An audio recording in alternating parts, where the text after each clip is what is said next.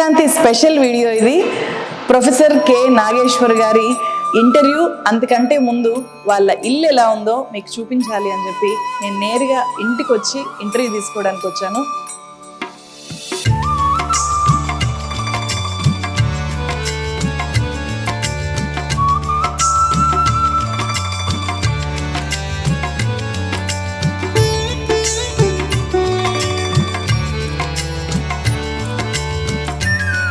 అవును సార్, నేను ఒకటి విన్నాను, అందరూ బ్యాంకులో డబ్బులు దాచుకున్నట్లు మీరు న్యూస్ ఆర్టికల్స్ ని దాచిపెట్టుకుంటారంట కదా. మేడంని సంక్రాంతి సందర్భంగా మీ ముందుకు తీసుకొని రావడము నాకు చాలా ఆనందంగా ఉంది. సార్కి విపరీతమైన మెమరీ పవర్ ఉంటుంది కదా, అది చూస్తే మీకు ఆశ్చర్యం అనిపించదా? చాలా 30 ఏళ్ళైనా ఇంకా చదవలేదు అనిపిస్తుంది. ఫ్యామిలీ మ్యాన్ గా సార్ ఏంటి అనే యాంగిల్ పెద్దగా ఎవరికి తెలియదు మేడం. అంటే ఒక రకంగా చెప్పాలి, మా పిల్లలైన బొమ్మరిల్లు ఫాదర్ అంట. బొమ్మరిల్లు ఫాదర్ అంటే ఓకే, స్ట్రిక్ట్ గా. ఫర్ ఎగ్జాంపుల్ ఒక వీడియో చేస్తారు, లోపలికి వచ్చి లక్ష్మి టీ పెట్టమన్నాడు, ఆయన లక్ష్మి అని ఒక 100 సార్లు అంటాడు. మేడం అని కూడా విన్నా నేను ఇందాక. సార్ చాలా బాగున్నారు, ఈ అటైర్ లో చాలా అందంగా ఉన్నారు. నాకు మళ్ళీ మళ్ళీ చెప్పాలనిపిస్తుంది. అంటే ఇంగ్లీష్ పేపరే చాలా ఏళ్ళ తర్వాత చూసిన మీరు కొద్ది రోజులకి, ఒక 10 ఏళ్ళకే అన్ని ఇంగ్లీష్ న్యూస్ పేపర్స్ మ్యాగజైన్కి రాసే స్థాయిలో ఇంగ్లీష్ మీద పట్టు ఎట్లా సాధించారు గ్రామీణ విద్యార్థి?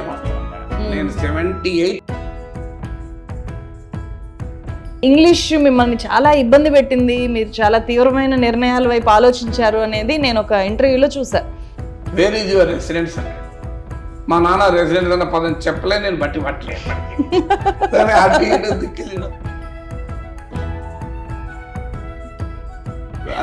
సార్ మీ ఫాదర్ ప్రభావము విపరీతంగా ఉంది, అలాగే రాముడు ప్రభావం కూడా మిమ్మల్ని మీ మీద ఆ స్థాయిలో ఉందా? నాన్నకి ఇచ్చిన, తండ్రికి ఇచ్చిన మాట కొరకు శ్రీరామచంద్రుడు అడవులకు వెళ్ళాడు. మనం ఆఫ్టర్ ఆల్ హాఫ్ ఇయర్లీ ఎగ్జామ్కి వెళ్ళలేదు.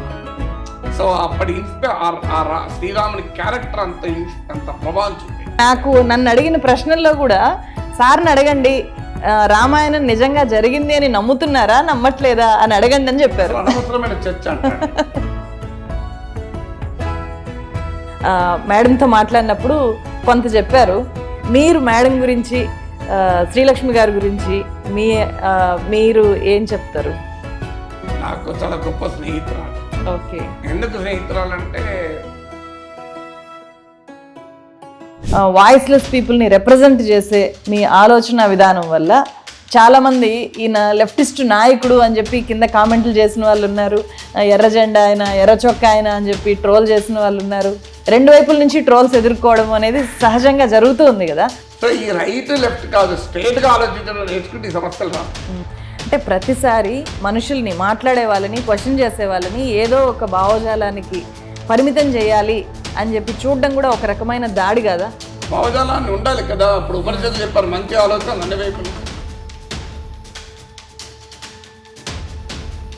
అంటే లౌకిక తత్వం పేరిట మతంపై కాదు పోరాడాలి, మత ఉన్మాదం పైన పోరాడాలి, మత రాజకీయం పైన పోరాడాలి, మత విద్వేషం పైన పోరాడాలి. పండుగ రోజు దోతి ఎందుకు కట్టుకోవాలి అంటే నార్మల్ రోజు దోతి కట్టుకోవడం తప్ప, పండుగ రోజు పాయింట్ వేసుకోవడం తప్ప. ఈ విధవతర్కం అండి. ఏ నమ్మకం లేనివాడైనా నేను అడుగుతాను, తండ్రి ఫోటో పైన కాలు పెట్టి పెట్టమని చేయగలడా? తన ఫోటో పైన తను ఉమ్మేసుకోమని ఎవరైనా చేయగలడా ఈ దేశంలో? ఓకే, అంటే ఇండిపెండెంట్గా ఉండాలి అని అనుకుంటే రాజకీయ మనుగడ అనేది చాలా తక్కువగా ఉంటుంది అనుకోవచ్చా? తక్కువగా ఉంటుంది, కానీ అదొక్క ప్రపంచం. అలా ఉన్నవారిని నేను తప్పుపట్టాను. ప్రొఫెసర్ నాగేశ్వర్ దేవుడు ఉన్నాడు అని నమ్ముతారా, నమ్మరా?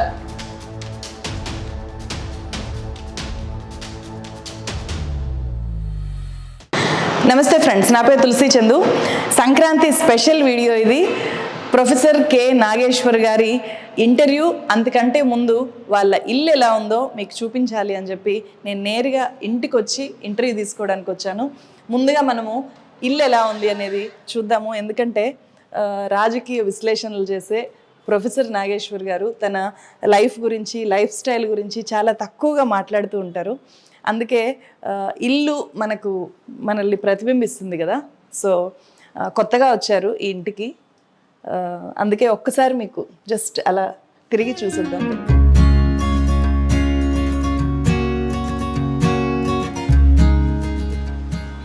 రాగానే ఎదురుగా పూజకు సంబంధించిన పూజ గది ఏర్పాట్లు ఉన్నాయి ఇక్కడ. సార్ కూడా చాలాసార్లు చెప్పారు, మేము అన్ని రకాల సాంప్రదాయాలని పాటిస్తాము అని చెప్పి. ఇక్కడ సార్ వాళ్ళ ఫాదర్, అలాగే ఇక్కడ నాగేశ్వర్ గారి వైఫ్ వాళ్ళ ఫాదర్ ఐతు సమ్మయ్య గారు. ఇక్కడ మనం చూడదగ్గది. ఇవన్నీ కూడా చూస్తే సార్కి అనేక సందర్భాల్లో వచ్చిన జ్ఞాపికలు, బహుమతులు ఇలాంటివన్నీ కనిపిస్తాయి. సార్కి వచ్చినవన్నీ ఇక్కడ పెట్టారు. సో ఇది ఇటువైపు ఏముందో చూద్దాం. ఇక్కడ ఇంట్రెస్టింగ్ ఫొటోస్ ఉన్నాయి. చాలా ఏళ్ల క్రితం ఫోటో ఇది. పిల్లలు ఫ్యామిలీ ఫొటోస్.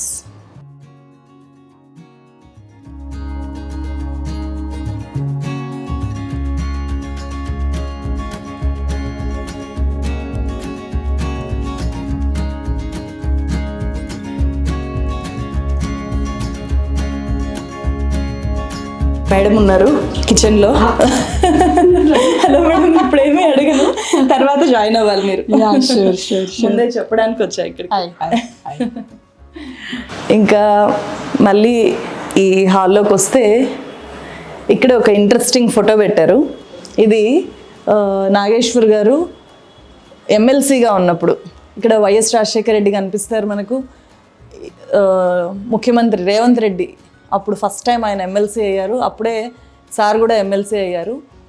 కింది రోలో ఇటువైపు నుంచి థర్డ్ సార్ ఉన్నారు. ఇక్కడ థర్డ్ రోలో ఫస్ట్ రేవంత్ రెడ్డి ఉన్నారు, మిడిల్లో రాజశేఖర్ రెడ్డి ఉన్నారు.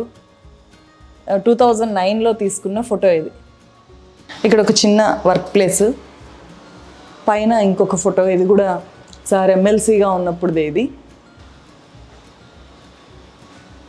అక్కడక్కడ ఫ్యామిలీ ఫొటోస్ కనిపిస్తాయి. సార్ ఇద్దరు పిల్లలు, వైఫ్తో ఉన్న ఫోటో ఇది.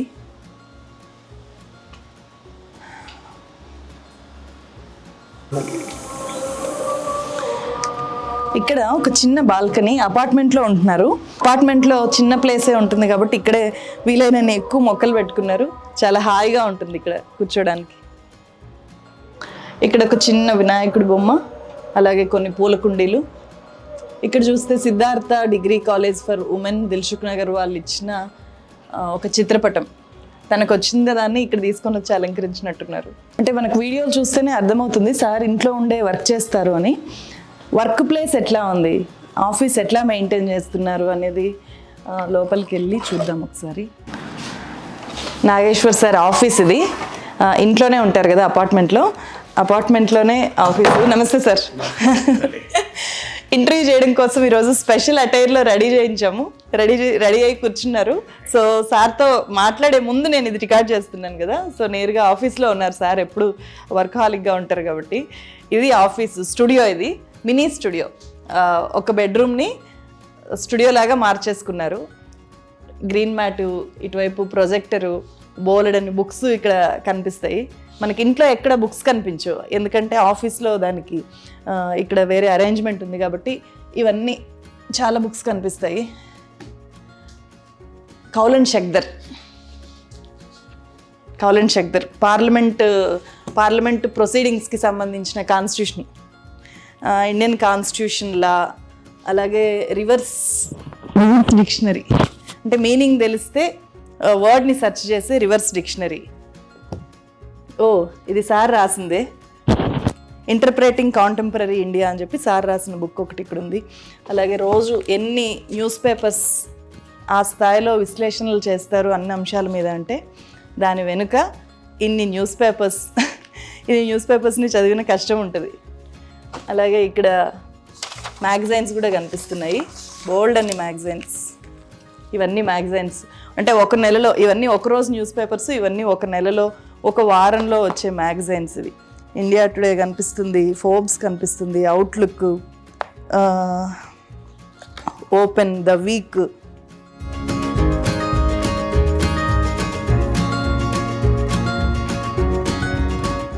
అవును సార్, నేను ఒకటి విన్నాను, అందరూ బ్యాంకులో డబ్బులు దాచుకున్నట్లు మీరు న్యూస్ ఆర్టికల్స్ ని దాచిపెట్టుకుంటారంట కదా పేపర్లో చాలా జాగ్రత్తగా, ఏ రోజు మీరు ఏం చేస్తామంటే ఇవాళ పేపర్లు చదివాక అక్కడ ఉంటుంది చూడండి. సో ఇవాళ పేపర్లు చదివాక ఇగో ఇది మీకు ఇవాళ చదివిన పేపర్ల కట్, ఇది ఇవాళ పేపర్లలో వచ్చింది. సో ఇవన్నీ ఇవాళ పేపర్స్ కటింగ్స్. సో అంటే ఈ పేపర్లన్నీ నాకు 12 న్యూస్ పేపర్స్ సబ్స్క్రైబ్ చేస్తాను, ఫిజికల్ న్యూస్ పేపర్స్. ఇవి కాకుండా ఆన్లైన్లో ఇంకో 10-12 న్యూస్ పేపర్స్ ఉంటాయి. అంటే మన లోకల్ న్యూస్ పేపర్లు అన్నమో హైదరాబాద్లో ప్రింట్లో అవైలబుల్ ఉన్న పేపర్లన్నీ ప్రింటెడే కొంటాను. అన్ని కొంటాను, దాదాపు అన్ని. అంటే ఏదైనా యూజ్లెస్ ఉంటే తప్ప దాదాపు అన్ని కొంటాను. అన్ని చదువుతారా? ఎన్ని? 12 న్యూస్ పేపర్స్ కొంటాను, తెలుగు ఇంగ్లీష్ కలిపి. తెలుగులో 3, ఇంగ్లీష్లో 9 న్యూస్ పేపర్లు కొంటాను. కేటీఆర్ కంటే ఒకటి తక్కువ అయితే. సో అందువల్ల ఇది కాక నేను డక్కన్ హెరాల్డ్ ఆన్లైన్లో చాలా సబ్స్క్రైబ్, హిందుస్థాన్ టైమ్స్, స్టేట్స్మెన్, ఇవన్నీ international news papers, Guardian, Washington post, New York, wall street journal, New York times, ఇలా వరల్డ్లో ఉన్న టాప్ న్యూస్ పేపర్స్, మ్యాగజైన్స్ ప్రింట్లో హైదరాబాద్లో అవైలబుల్ ఉన్నాయని ప్రింట్లో కొంటాను. ప్రింట్లో అవైలబుల్ లేనివి సబ్స్క్రైబ్ చేస్తాను. సో ఫస్ట్ మార్నింగ్ ఏం చేస్తామంటే ప్రింట్లో వచ్చినాయండి హెడ్లైన్ చూసేసి, హెడ్లైన్ చూసి మధ్యలో చదివితే మనకు అర్థమైపోతుంది యూజ్ అవుతుందా కాదా అని. అర్థమైన తర్వాత దాన్ని మళ్ళీ మనము తర్వాత చదువుకోవచ్చు. అంటే ఇవాళ అర్థమైన తర్వాత కూడా మళ్ళీ మనకి ఇది ఇప్పుడే అన్ని చదవలేం కనుక, సో దాని తర్వాత లెటర్స్ ఆఫ్ ఇట్ అండి. ఇవి ఇవాళ ఈరోజు అయిపోతాయి, ఇందులో ఉన్నాయని అయిపోతాయి చదవడము, ఏమనంటే మార్క్ చేసుకోవడము, వీడియోలో చేయడం అయిపోతాయి. కానప్పుడు ఏం చేస్తానంటే దీని లోపలికి వెళ్ళిపోయి సో ఇందులో పడేసుకొని ఉంటాయి. ఇప్పుడు ఇవన్నీ ఇన్ని కట్టుంది, ఇవన్నీ దాదాపు వారం 10 రోజులకి సంబంధించి. ఇవి అంటే ఇలాంటి చదవాల్సి ఏమైనా ఉన్నాయన్నా అలా పెట్టేసుకుంటా అలా. సో ఇది పెట్టేసుకుని తర్వాత దాన్ని మళ్ళీ కంటిన్యూ చేసుకుంటాం. ఇంపార్టెంట్ సెలెక్టెడ్ ఆర్టికల్స్ ఇదేమో ఆఫ్లైన్లో. మళ్ళీ మీకు ఆన్లైన్లో ఉంటుంది. ఆన్లైన్లో ఏంటంటే అన్ని అవసరం తీసుకొని గూగుల్ డ్రైవ్లో పెట్టేసుకుంటాం. దాన్ని మళ్ళీ అవసరం వచ్చినప్పుడు దాన్ని చూసి చదివేస్తాం. ఇది ప్రాపర్ ఇంటర్వ్యూ ఏం కాదు, హోమ్ టూర్లో భాగంగా వర్క్ ప్లేస్ని చూపించడంలో భాగంగా ఇక్కడ చిన్న చిట్చాటు మనం వేరే సెటప్లోకి వెళ్ళిపోదాం కదండి. సో నేను మళ్ళీ ప్రత్యేకంగా ఇంట్రడ్యూస్ చేయను, కానీ ఇంట్రడ్యూస్ చేయాల్సిన స్పెషల్ గెస్ట్ ఈరోజు నాతో పాటు ఉన్నారు. శ్రీలక్ష్మి గారు, ప్రొఫెసర్ నాగేశ్వర్ గారి వైఫ్, భాగస్వామి, అన్నిట్లోనూ భాగస్వామి. మేడంని సంక్రాంతి సందర్భంగా మీ ముందుకు తీసుకొని రావడము నాకు చాలా ఆనందంగా ఉంది. Happy happy happy Sankranti ma'am. Happy Sankranti sir మీకు. ఎట్లా సెలబ్రేట్ చేసుకుంటారు మేడం? మనకి మామూలుగా హైదరాబాద్లో సంక్రాంతి అంటే ఊరికి వెళ్ళిపోవడమే సంక్రాంతి కదా. ఊరికి వెళ్తుంటారా మీరు? ఆదిలాబాద్ జిల్లాకి సార్ వాళ్ళ ఊరు కానీ మీ ఊరు కానీ? అంటే వరంగల్కి వెళ్తుంటాము వాళ్ళ ఇంటికి. ఓకే. బతుకమ్మకు ఎక్కువ వెళ్తుంటాము. ఆడతారా బతుకమ్మ? బతుకమ్మ చాలా ఆడతాం. ఓకే. ఇప్పుడు ఈ ఇంటికి వచ్చిన దగ్గర నుంచి ఇక్కడ సెలబ్రేట్ చేయడం ఆనవాయితీగా మారిపోయింది. ఇక్కడ అపార్ట్మెంట్ లో బతుకమ్మ సెలబ్రేట్ చేస్తాం. సంక్రాంతి లాస్ట్ టైం సంక్రాంతికి మేము గంగిరెద్దులు ఆడించడము చాలా ట్రెడిషనల్ గా చేసాము. ముగ్గులు వేసి 4 బ్లాక్స్ ఉంటాయి. బ్లాక్స్ చుట్టూ గంగిరెద్దులు తిప్పేసి గంగిరెద్దులు ఆటలు ఆడించి ఊర్లలో ఎలా చేస్తామో అలా చేయడం జరిగింది ఇక్కడ కూడా. ఎట్లా ఉంది మేడం ఈ జర్నీ చూసుకుంటే? సార్తో పాటు లైఫ్ ఎట్లా అనిపిస్తుంది? చాలా ఎదిగాము అన్ని విధాలుగా. అంటే చాలా మెచ్యూరిటీ వచ్చింది. చాలా అంటే సమాజం పట్ల మంచి అర్థం చేసుకోవడము, నలుగురికి చెప్పడము. ఆయన కాకుండా మామూలుగా ఇంట్లో కూడా మన ప్రవర్తన మనం అన్నీ కూడా చాలా డిఫరెంట్గా అయిపోయింది. ఏంటంటే మనం ఏం చెప్తామో అది ఆచరించడం ఇంపార్టెంట్. అది పిల్లలకు నేర్పడం కానీ, పెద్దవాళ్ళతో మనం మెదలడం కానీ, నా ఫ్రెండ్స్తో ఉండడం కానీ, అందరితో కలిసిమెలిసి ఉండడము, అందరూ బాగుండాలి అనే కోరిక. ఆయన కోరిక 100% చేస్తున్నామని అనుకుంటున్నాను. సార్కి విపరీతమైన మెమరీ పవర్ ఉంటుంది కదా, అది చూస్తే మీకు ఆశ్చర్యం అనిపించదా? చాలా 30 ఏళ్ళైనా ఇంకా నేను ఇంకా చదవలేదు అనిపిస్తుంది. అవునా? మీరే చదవకపోతే ఇంకా సమాజం ఇంకేం చదువు ఉంటుంది. అందుకే నేను వచ్చాను మీ ఇంటికి రోజు. ఎవ్రీడే అప్డేట్ చేసుకుంటాడు తనని తాను రోజు. మాకు చూపించారు. నాకు ఆశ్చర్యం అనిపించింది న్యూస్ పేపర్ ఆర్టికల్స్ దాచిపెట్టుకోవడం. నిజంగా నేనైతే నిజంగా ఇప్పటికీ దాచిపెట్టుకోవట్లేదు. అట్లా చదవడము పక్కన పెట్టేసేయడం చేసుకోవాలి, తనని తను చేసుకోవాలనేది పార్ట్ ఆఫ్ ఆయన శ్వాస లాంటిది. అదే అదే అయ్యేసరికి ఏమవుతుందంటే ఇప్పుడు ఆయన అప్డేట్ చేసుకోవడం నేను అప్డేట్ చేసుకోవాలని రూల్ ఏం లేదు కదా. ప్రతి చిన్న విషయంలోనూ ఇందాక కెమెరా పర్సన్ స్టాండ్ తీసుకొని వస్తే దీన్ని మళ్ళీ అదే ప్లేస్ లో పెట్టు అంటున్నారు. అది వాళ్ళ నాన్నగారి నుంచి వచ్చింది. ఏ ప్లేస్ లో పెట్టేది ఆ ప్లేస్ లోకి తీసింది అది అక్కడ పెట్టాలనేది వాళ్ళ నాన్నగారు. అంటే మనకి వచ్చేయండి ఉంటది కదా, పేరెంట్స్ నుంచే వచ్చాయి. ఆ మంచి అలవాట్లైనా ఏదైనా అక్కడ నుంచే వస్తుంది, సాంప్రదాయాలైనా ఏదైనా ఈక్వల్ గా టైం. ఫ్యామిలీ మ్యాన్ గా సార్ ఏంటి అనే యాంగిల్ పెద్దగా ఎవరికి తెలియదు మేడం. అన్ని విషయాల్లోనూ జాగ్రత్తగా, ప్రతిదీ మైన్యూట్ విషయాల్లో కూడా జాగ్రత్తగా ఉంటారా? రిలేషన్స్ మెయింటైన్ చేయడము, బంధువులతో రిలేషన్స్, అవన్నీ ఎట్లా బ్యాలెన్స్ చేసుకుంటారు? అంటే ఒక రకంగా చెప్పాలి, మా పిల్లలు ఆయన బొమ్మరిల్లు ఫాదర్ అంటారు. బొమ్మరిల్లు ఫాదర్ అంటే ఓకే, స్ట్రిక్ట్ గా బొమ్మరిల్లు ఫాదర్ అన్ని నేనే చేయాలని అనుకుంటాడు. అవును. మేము అంటే బాబు వెళ్ళి ఫర్ ఎగ్జాంపుల్ ఏదైనా వర్క్ ఉంది అనుకోండి, ఏం చెప్పాడు అనుకోండి, ఆ లోపలే ఫోన్ చేసేస్తాడు, వాళ్ళకి చెప్పేస్తాడు. పోయేవరకు పని అయింది కదా నాన్న నాకెందుకు చెప్పామంటారు. మీకు అట్లా హెల్ప్ చేస్తుంటారా? చాలా. ఏ వర్క్ ఉన్నా కానీ తను హెల్ప్ చేస్తాడు. ఫిజికల్ గా నేను చేస్తాను. అంటే మాకు ఎప్పుడు రోజుకు ఒక 5-6 వీడియోలు అప్లోడ్ చేస్తుంటారు కదా, ఈయన ఫ్యామిలీకి ఏం టైం ఇస్తారు? ప్రతిదీ అబ్జర్వ్ చేస్తారు. ఏపీలో ఏం జరుగుతుంది, ఏపీలో ఉండే చిన్న చిన్న లీడర్ల దగ్గర నుంచి మాట్లాడతారు, తెలంగాణలో మాట్లాడతారు, నేషనల్ ఇంటర్నేషనల్ పాలిటిక్స్ మాట్లాడతారు. ఇంత టైం నాగేశ్వర్కి ఎట్లా వస్తుంది అని చెప్పేది పెద్ద క్వశ్చన్ మార్క్ ఉంటుంది. అంటే ఆయన ఫ్యామిలీ లైఫ్ కూడా అంతే ఇంపార్టెన్స్ ఇస్తారు. ఫర్ ఎగ్జాంపుల్ ఒక వీడియో చేస్తారు, లోపలికి వచ్చి లక్ష్మి టీ పెట్టవా అని అడుగుతారు. ఆయన లక్ష్మి అని ఒక 100 సార్లు అంటాడు ఢిల్లీ. అది చాలు కదండి. మేడం అని కూడా విన్నా నేను ఇందాక. మేడం అంటారు, లక్ష్మి అంటారు. మేడం అంటారు, లక్ష్మి అంటారు. ఓకే, అది ఇంకా ఇంతకన్నా ఎక్కువ ఏం కావాలి? ఒక వీడియో చేసుకొని వచ్చి మధ్యలో నన్ను అడుగుతున్నాడు అంటే నేను నాకు ఎంత ఇంపార్టెన్స్ ఇస్తారు అన్నది అర్థమవుతుంది.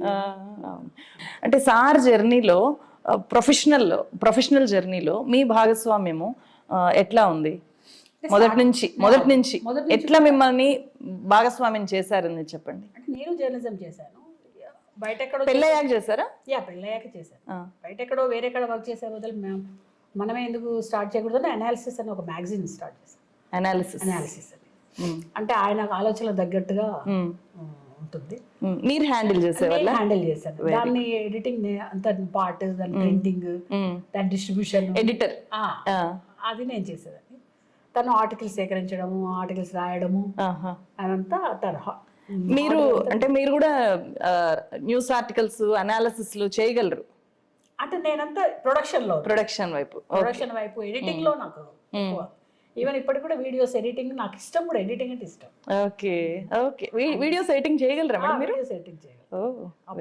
Editing okay. సార్ ఛానల్ కి చేశారైతే మీరు వెనక బ్యాక్గ్రౌండ్? ఇప్పటికీ చేస్తారు. Very good, very good.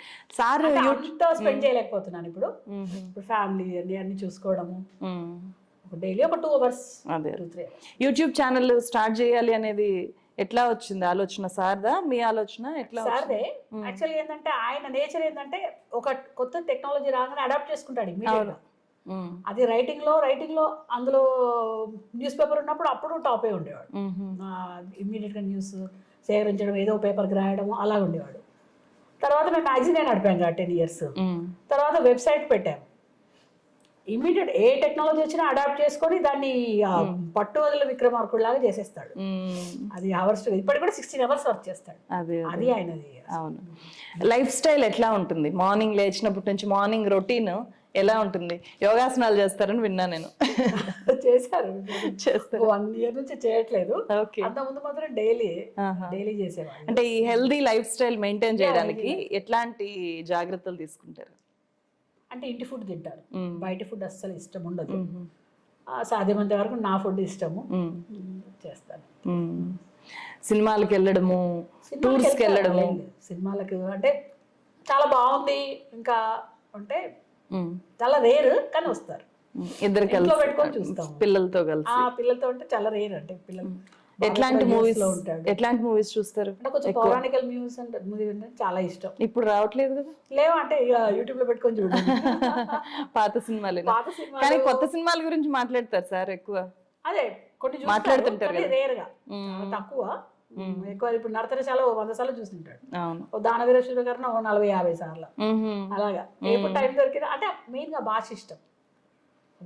ఇప్పుడు కూడా నైట్ చాగంటి గారి చూస్తుంటారు, ఈ గరికపాటి గారి చూస్తారు. ఆ భాష నాకు చాలా ఇష్టం. వాళ్ళు అక్కడ మాట్లాడినవి మళ్ళీ సందర్భాన్ని బట్టి వీడియోలో ఇప్పుడు సమాజానికి అన్వయించుకొని దాన్ని చెప్పడము. ఇప్పుడు కూడా స్టోరీస్ చెప్తుంటారు. అవును, స్టోరీస్ మొదలు పెట్టారు కదా రీసెంట్ గా. ఏదంటే ఆ మోరల్స్ చెప్పాలి జనరేషన్ కి. అప్పట్లో ఎమ్మెల్సీగా పోటీ చేశారు. అప్పుడు చాలా అంటే అంచనాలు చాలా ఎక్కువ ఉండేవి, గెలవాలి అని, సార్ గెలవాలని చెప్పి కోరుకున్నారు చాలా మంది. డిసప్పాయింట్ అయ్యారా మీరేమైనా?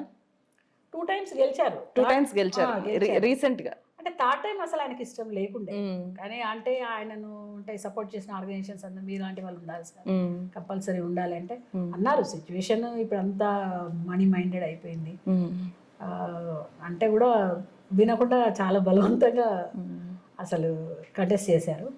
ఆయన ఓడిపోయినందుకు సంతోషపడ్డాడు. జోక్ ఏంటంటే అవునా, నేను కూడా, ఎందుకంటే ఇప్పుడున్న పరిస్థితుల్లో ఇలాంటి వాళ్ళకి చాలా కష్టంగా ఉంది. నాకేమనిపిస్తుంది అంటే మేడం, మన భారతదేశంలో లేకపోతే ప్రపంచంలో నాకు తెలీదు, వన్ అండ్ ఓన్లీ నాగేశ్వర్ అనిపిస్తుంది. ఎందుకంటే చాలా మంది జర్నలిస్టులు వితౌట్ అంటే ప్రాంప్టర్ లేకుండా, లేకపోతే నేను కూడా ప్రాంప్టర్ యూజ్ చేస్తాను, స్క్రిప్ట్ ఉంటుంది ఎదురుగా, అట్లాంటిది ఏమీ లేకుండా పేపర్స్ చదివి, అంటే సార్ ఎంత దాని వెనుక ఎంత శ్రమ ఉంటుంది, ఎన్ని పుస్తకాలు చదువుతారు, ఎన్ని న్యూస్ పేపర్స్ మ్యాగజైన్స్ ఫాలో అవుతారు అనేది మేము చూసాము. అయినా వర్సటైల్ ఇష్యూస్ మీద మాట్లాడే వ్యక్తి అని నాకు అనిపిస్తుంది. మీ దృష్టిలో సార్ని ఎక్కువ ఇన్స్పైర్ చేసిన వ్యక్తి నన్ను ఫాలో అట్లా ఏమన్నా ఉందా? ఇలాంటివి మల్టిపుల్ ఉన్నారండి, అంటే ఒక్కరని కాదు.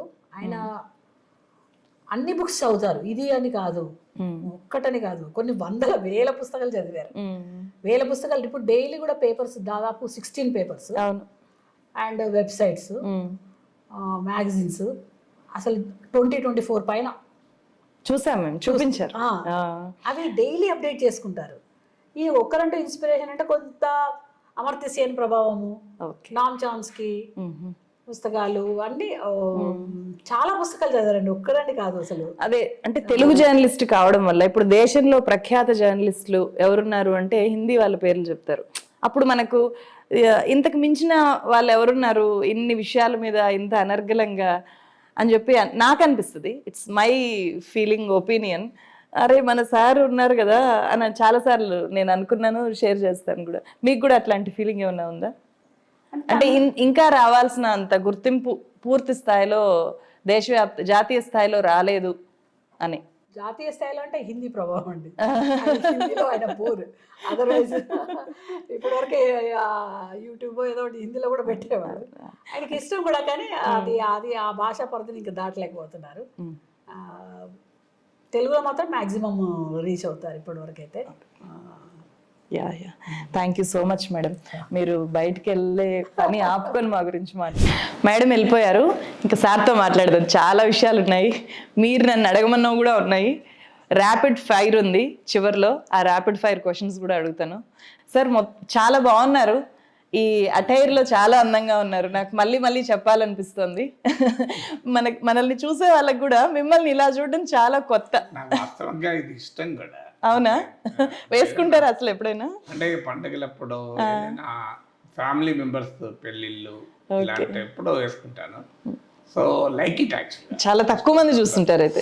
అంటే దాదాపు వీడియోలో ఎప్పుడు కనబడినట్లేదు, అంతే తప్ప పండుగలప్పుడు వేసుకునేది సహజమే. అంటే మీ మీద వీళ్ళు అసలు పండుగలు చేసుకోరు, పండుగలకి వ్యతిరేకము, ఇవి సంప్రదాయాలు పాటించరేమో అని అనుకుంటారు. అందుకే నేను మీ ఇల్లు, మీ చుట్టూ ఉన్న వాతావరణం ఇదంతా కూడా చూపించాలని అనుకుంటున్నాను. అంటే పండుగల్ని సాంప్రదాయాలని పాటించడం వరకు చేస్తాం, కానీ దాన్ని మార్కెటింగ్ చేసుకోం, పబ్లిసిటీ చేసుకోం. ఎందుకంటే అది పబ్లిసిటీ చేసుకున్న అంశం కాదని నా అభిప్రాయం. మ్మ్. విశ్వాసాలు, నమ్మకాలు, సాంప్రదాయాలు వ్యక్తిగతమైనవి. ఆ వ్యక్తిగత జీవన విధానాన్ని, మన ప్రజా జీవన విధానాన్ని స్ట్రిక్ట్గా డీలింగ్ చేయాలి. ఏదైనా సందర్భం వచ్చినప్పుడు వేరు విషయం తప్ప అసాధ్యమైనంత మేరకు సామాజిక జీవనము, ప్రజా జీవనాన్ని, వ్యక్తిగత జీవనాన్ని కలిపి చేయకూడదు. Yes. అందువల్ల గుడికి వెళ్ళి దాని ఫోటోలు పెట్టుకోవడం, వ్రతం చేసి దాని ఫోటోలు పెట్టుకోవడం తప్పని నేను అన్నాను. కానీ అది పబ్లిక్ లైఫ్లో ఉన్నవారు మినిమైజ్ చేయాలి. ఎందుకు చేయాలి మినిమైజ్ అంటే, ప్రజా జీవితంలో ఉన్నవారు తమ ప్రజలకు ఏం చేస్తారో అని చెప్పుకునే ఆలోచనలపైనే సమాజాన్ని ఉత్తేజపరుస్తూ ఉండాలి. వ్యక్తిగత అంశాలు, వ్యక్తిగత విశ్వాసాలు అవన్నీ వ్యక్తిగత జీవితానికి పరిమితం కావాలి. కానీ ఇప్పుడు అట్లా పబ్లిసైజ్ చేసుకోకపోతే వీళ్ళు దీనికి వ్యతిరేకమేమో అనుకునే పరిస్థితుల్లోకి నెట్టేశారు కదా. అంటే ఒకటి గుర్తుండాలి, courage is not absence of fear, courage is acting despite fear. అంటే ధైర్యం అంటే భయం లేకపోవడం కాదు, భయం ఉన్నా పనిచేయడం ధైర్యం. అందువల్ల ఎవడో ఏదో అంటాడంటే అంటారు, ఇది కాకపోతే ఇంకోటి అంటారు, అనేటోడు ఎప్పుడు ఆగడు కదా. సో వాడికి ఈ భయపడాల్సిన అవసరం లేదు కదా. అంటే మన జీవితం మన కొరకు గడుపుతాం, మన జీవితం సమాజం కొరకు గడుపుతాం. సమాజంలో ఉన్న కొద్దిమంది ఆలోచనాపరుల అవసరాల కొరకు, వారి విమర్శల కొరకు గడపాల్సిన అవసరం లేదు. అందువల్ల జస్ట్ ఇగ్నోర్ దెమ్, అంతే. మన పని మనం చేసుకుంటూ పోవాలి. మనం వారికి రెస్పాండ్ అవుతున్న కొద్దీ, ఇప్పుడు ఎవరో అంటాడు నాగేశ్వర్ పండుగ చేసుకోవడం, దాన్ని నేను ఎందుకు రెస్పాండ్ కావాలి? నేను వాడి పండుగ చేసుకోమంటే చేసుకోవద్దని ఊరుకోను కదా. అది నా పని కదా. సార్ మీరు ఆదిలాబాద్ జిల్లా కదా, అక్కడ సంక్రాంతికి పిల్లలను తీసుకెళ్లడము, ఫ్యామిలీతో వెళ్ళడము, ఇవి ఇంత బిజీ లైఫ్ లోకి వచ్చిన తర్వాత సాధ్యమవుతుందా? అంటే వాస్తవానికి ఆ జిల్లాతో నేను పుట్టి పెరిగిన జిల్లా నిజమే, కానీ 10వ తరగతి వరకే నేను అక్కడ చదువుకున్నాను. ఇంటర్మీడియట్ నుంచి హైదరాబాద్లో చదువుకున్నాను. మా అమ్మ నాన్న కూడా దాదాపు 23 ఏళ్ల కిందనే ఇక్కడికి వచ్చారు. నాన్నగారు 5 ఏళ్ల క్రితం పోయారు. సో 23 ఏళ్ళ నుంచి అమ్మ నాన్న కూడా ఇక్కడ ఉంటున్నారు. అందువల్ల అక్కడికి వెళ్ళి పండుగ జరుపుకునే అవకాశం కూడా లేదు వాస్తవంగా. కానీ చిన్నప్పుడు మాత్రం మా నాన్నమ్మ ఉండేది ఊర్లో, ఆమె కూడా వృద్ధాప్యంలో మా దగ్గరే ఉన్నారు. కానీ నాన్న ఇక్కడే మాతో ఉన్నారు కనుక నాన్నమ్మ కూడా ఇక్కడే. ఏం చేసేవాళ్ళు ఫాదర్? ఫాదర్ టీచర్ అండి. ఫాదరు వాస్తవంగా మాది వరంగల్ జిల్లా. యాక్చువల్గా వరంగల్ జిల్లా అసన్పర్తి మా పూర్వీకులది. కానీ నాన్నకు మొదటిసారి ఉపాధ్యాయ వృత్తి ఆదిలాబాద్ జిల్లాలో వచ్చింది. ఈ ప్రస్తుత మంచిర్యాల జిల్లా మందవరం మండలంలో ఎద్దలాపురం అనే ఊరని. నాన్న అక్కడ ఫస్ట్ టీచర్ కూడా ఆ గ్రామంలో. మా గ్రామంలో మా నాన్నతో స్కూల్ ప్రారంభం, సింగిల్ టీచర్ స్కూల్. సో అక్కడ మొదటి అపాయింట్మెంట్ వచ్చింది కనుక మేము అక్కడికి వెళ్ళిపోయాం. సో మా అమ్మ నాన్న వెళ్ళిపోయారు, మేము పుట్టకముందే వెళ్ళిపోయారు. సో అందువల్ల ఆటోమేటిక్గా పుట్టింది పెరిగింది అంతా ఆదిలాబాద్ జిల్లా. సో 10వ తరగతి తర్వాత ఇంటర్మీడియట్ మాకు అక్కడ ఇంగ్లీష్ మీడియం లేదు. నేను 7వ తరగతిలో ఇంగ్లీష్ మీడియంలో చేరాను. అందువల్ల ఇంగ్లీష్ మీడియం లేదు కనుక ఇంటర్మీడియట్కి హైదరాబాద్ రావాల్సి. అప్పుడు ప్రైవేట్ స్కూల్ ఇంగ్లీష్ లేదు, అప్పుడు నేను గవర్నమెంట్ అంటే 6th క్లాస్ వరకు జిల్లా పరిషత్ స్కూల్స్. 7th లో ఇంగ్లీష్ మీడియంలో ఇంగ్లీష్ మీడియం ఒక్క 1 year మాత్రం కార్మల్ స్కూల్ అనే స్కూల్లో చదివాను, machineries school. 8th, 9th, 10th మళ్ళీ సింగరేణి కాలేజ్ హై స్కూల్లో చదివాను. So 8th to 10th English. ఈ మధ్య మోడీ గారు అన్నారు చూడండి, మిషనరీ సంస్థలు విద్యా వైద్య రంగాల్లో బాగా కృషి చేస్తాయని చెప్పి మోడీ గారు ప్రశంసించారు క్రిస్టమస్ సందర్భంగా. ఇది ఎందుకు చెప్పాల్సి వచ్చిందంటే, ఏదో వీడియోలో చెప్పాను, నేను మిషనరీస్ స్కూల్ కార్మల్ స్కూల్లో చదివాను 1 year అంటే కింద కామెంట్లు చేశారు. సో అందుకే ఈయనకు మిషనరీ ఆలోచనలు వచ్చినాయి. సో అలాంటి వక్ర బుద్ధి ఉన్న వారికి మోడీ చెప్తున్నాను. ఈవెన్ నరేంద్ర మోడీ అన్నాడు, నేను ఎప్పుడు అలాగే ఆయన చాలా గొప్పగా కీర్తించాడు. క్రైస్తవ మిషనరీలు విద్యా వైద్య రంగాల్లో చాలా అమోఘమైన కృషి చేస్తున్నాయని. కారణం ఏంటంటే వాళ్ళు కేరళలో క్రైస్తవుల ఓట్ల కొరకు ప్రయత్నం చేస్తున్నారు. నార్త్ ఈస్ట్లో క్రైస్తవ ఓట్లే ఆధారంగా గెలుస్తున్నారు కూడా. గెలవడమే కాదు, జెరూసలంకు కూడా ఉచితంగా తీసుకెళ్తామని బీజేపీ నార్త్ ఈస్ట్లో మేనిఫెస్టోలో పెట్టి. సో అందుకొరకు మోడీ మిషనరీ సంస్థల్ని చాలా పొగుడుతూ మాట్లాడారు. నేను పొగడలేదు, విమర్శించలేదు. అందువల్ల నేను వాస్తవం చెప్పాను. అంటే ఇంగ్లీష్ పేపరే చాలా ఏళ్ళ తర్వాత చూసిన మీరు కొద్ది రోజులకి ఒక 10 ఏళ్లకే అన్ని ఇంగ్లీష్ న్యూస్ పేపర్స్ మ్యాగజైన్కి రాసే స్థాయిలో ఇంగ్లీష్ మీద పట్టు ఎట్లా సాధించారు గ్రామీణ విద్యార్థి? నాలుగేళ్లే వాస్తవంగా. నేను 78లో ఇంటర్మీడియట్కి వచ్చాను. రెగ్యులర్గా పేపర్ చదవడం ఇంటర్మీడియట్ టైంలో సాధ్యం కాలే. అప్పుడు అడపా పేపర్ చూసేవాళ్ళు, ఎందుకంటే అప్పుడంతా ఇంజనీరింగ్ గోల కదా. సో పొద్దున్న దాకా తెల్లని దాకా ఇంజనీరింగ్ చదవడమే, యూనిట్ టెస్ట్లు, స్లిప్ టెస్ట్లు, ఈ పంచాయతీ. సో 1980 నుంచి రెగ్యులర్గా ఇండియా టుడే మ్యాగజైన్స్ ఈనాడు, హిందూ పైనుంచి కింది దాకా, కింద నుంచి పై దాకా చదివేవాడిని, ఆల్మోస్ట్ ఎవ్రీ వర్డ్. సో అలా చదవడం మొదలై 80. నేను 84లోనే మొదటి ఆర్టికల్ రాశాను. 4 ఇయర్స్లోనే ఇంగ్లీష్లో రాశాను. అంటే ఎట్లా ఎందుకంటే ఇంగ్లీష్ మిమ్మల్ని చాలా ఇబ్బంది పెట్టింది, మీరు చాలా తీవ్రమైన నిర్ణయాల వైపు ఆలోచించారు అనేది నేను ఒక ఇంటర్వ్యూలో చూసాను. ఇంగ్లీషు 5వ తరగతిలో ఇంగ్లీష్ పదాలు నేర్చుకున్నాం. 4వ తరగతిలో ఏబిసిడి నేర్చుకున్నాం. 7వ తరగతికి వచ్చే వరకు you have to write essays in English. Social studies అంటే write and essay on rule of Srikrishnadevaraya అంటే శ్రీకృష్ణదేవరాయ స్పెల్లింగే S R I K R I S H N A D E V A R A Y అంటే అంత పెద్దగా కనిపించేది. అప్పటి వరకు ఉన్న ఇంగ్లీష్ పరిజ్ఞానం తక్కువ. నాకు ఇప్పటి గుర్తు ఫ్రెండ్ ఉన్నాడు, ఈవెన్ టుడే హైదరాబాద్లో ఉన్నాడు, పవన్ అని. వాడు నేను ఫస్ట్ టైం వెళ్ళినప్పుడు నన్ను పిలిచాడు. నేను చాలా ఇతర ఇంటర్వ్యూలో కూడా చెప్పాను, మళ్ళీ కూడా అప్పుడు చూడడం వాళ్ళకి ఇప్పుడు ఉపయోగపడుతుంది. సో నన్ను ఇంగ్లీష్ టెక్స్ట్ బుక్ తీసి ఇది చదువురా అన్నాడు. నాకు చదువు రాలే. సంచో, పంజా, పెండాప్, డోన్, కుక్కోట్ అని చదివాడు. వాడు ఒక 4వ తరగతి స్టూడెంట్ని పిలిపించి వాడిని చదువుకున్నాడు. వాడు మంచిగా బ్రహ్మాండంగా చదివాడు. అది చూసి నువ్వు జీవితంలో 7th క్లాస్ పాస్ కావురా అన్నాడు. సో వాడు ఈ మధ్య కలిసి అంటున్నాడు, అరే నన్ను ఇంటర్వ్యూలలో చెప్పి బదనాం చేస్తున్నావురా అని. అంటే నువ్వు అన్నదే కదరా నాకు ఇన్స్పిరేషన్ అప్పుడు అన్నాడు. సో అప్పటి నుంచి అంటే 7thలో English medium was a difficult decision, extremely difficult decision. నేను చాలా ఇంటర్వ్యూలో చెప్పాను కూడా దాన్ని, చాలా సినిమాటిక్ ఎక్స్పీరియన్స్ అది. అందువల్ల అలా అంటే ఏమైంది మళ్ళీ ఇప్పుడు తెలియని వాళ్ళ కోసం చెప్పండి ఒకసారి బ్రీఫ్ గా. ఇంటర్మీడియట్ 7th క్లాస్లో ఇంగ్లీష్ మీడియంలో చేరటానికి ఈ కార్మల్ స్కూల్కి వెళ్ళాను. ఇప్పుడు ఫిబ్రవరి 6న వాళ్ళు 60వ వార్షికోత్సవం జరుపుకుంటున్నారు. ఆ స్కూల్కి వెళ్తే ఆ స్కూల్ హెడ్ మాస్టర్ అంటే క్రిస్టియన్ మిషనరీ స్కూల్లో ఫాదర్ అంటారు కదా, father Kunnath was the head master. So మా నాన్న తీసుకొని వెళ్ళాడు. మా నాన్న కూడా టీచర్ కనుక ఆయన పరిచయం. సో మా నాన్న నన్ను ప్రిపేర్ చేసి తీసుకెళ్ళాడు. What is your name, what is your father's name, how many brothers and sisters you have, where is your native place అని. సో ఆయన చిన్నగా 4 క్వశ్చన్లు అడిగి నీకు అడ్మిషన్ ఇస్తారా అని. That was my life first ever interview. అంటే ఫాదర్ కున్నతుండి వేర్ ఈజ్ యువర్ రెసిడెన్స్ అన్నాడు. మా నాన్న రెసిడెన్స్ అన్న పదం చెప్పలే, నేను పట్టలే ఎప్పటికీ.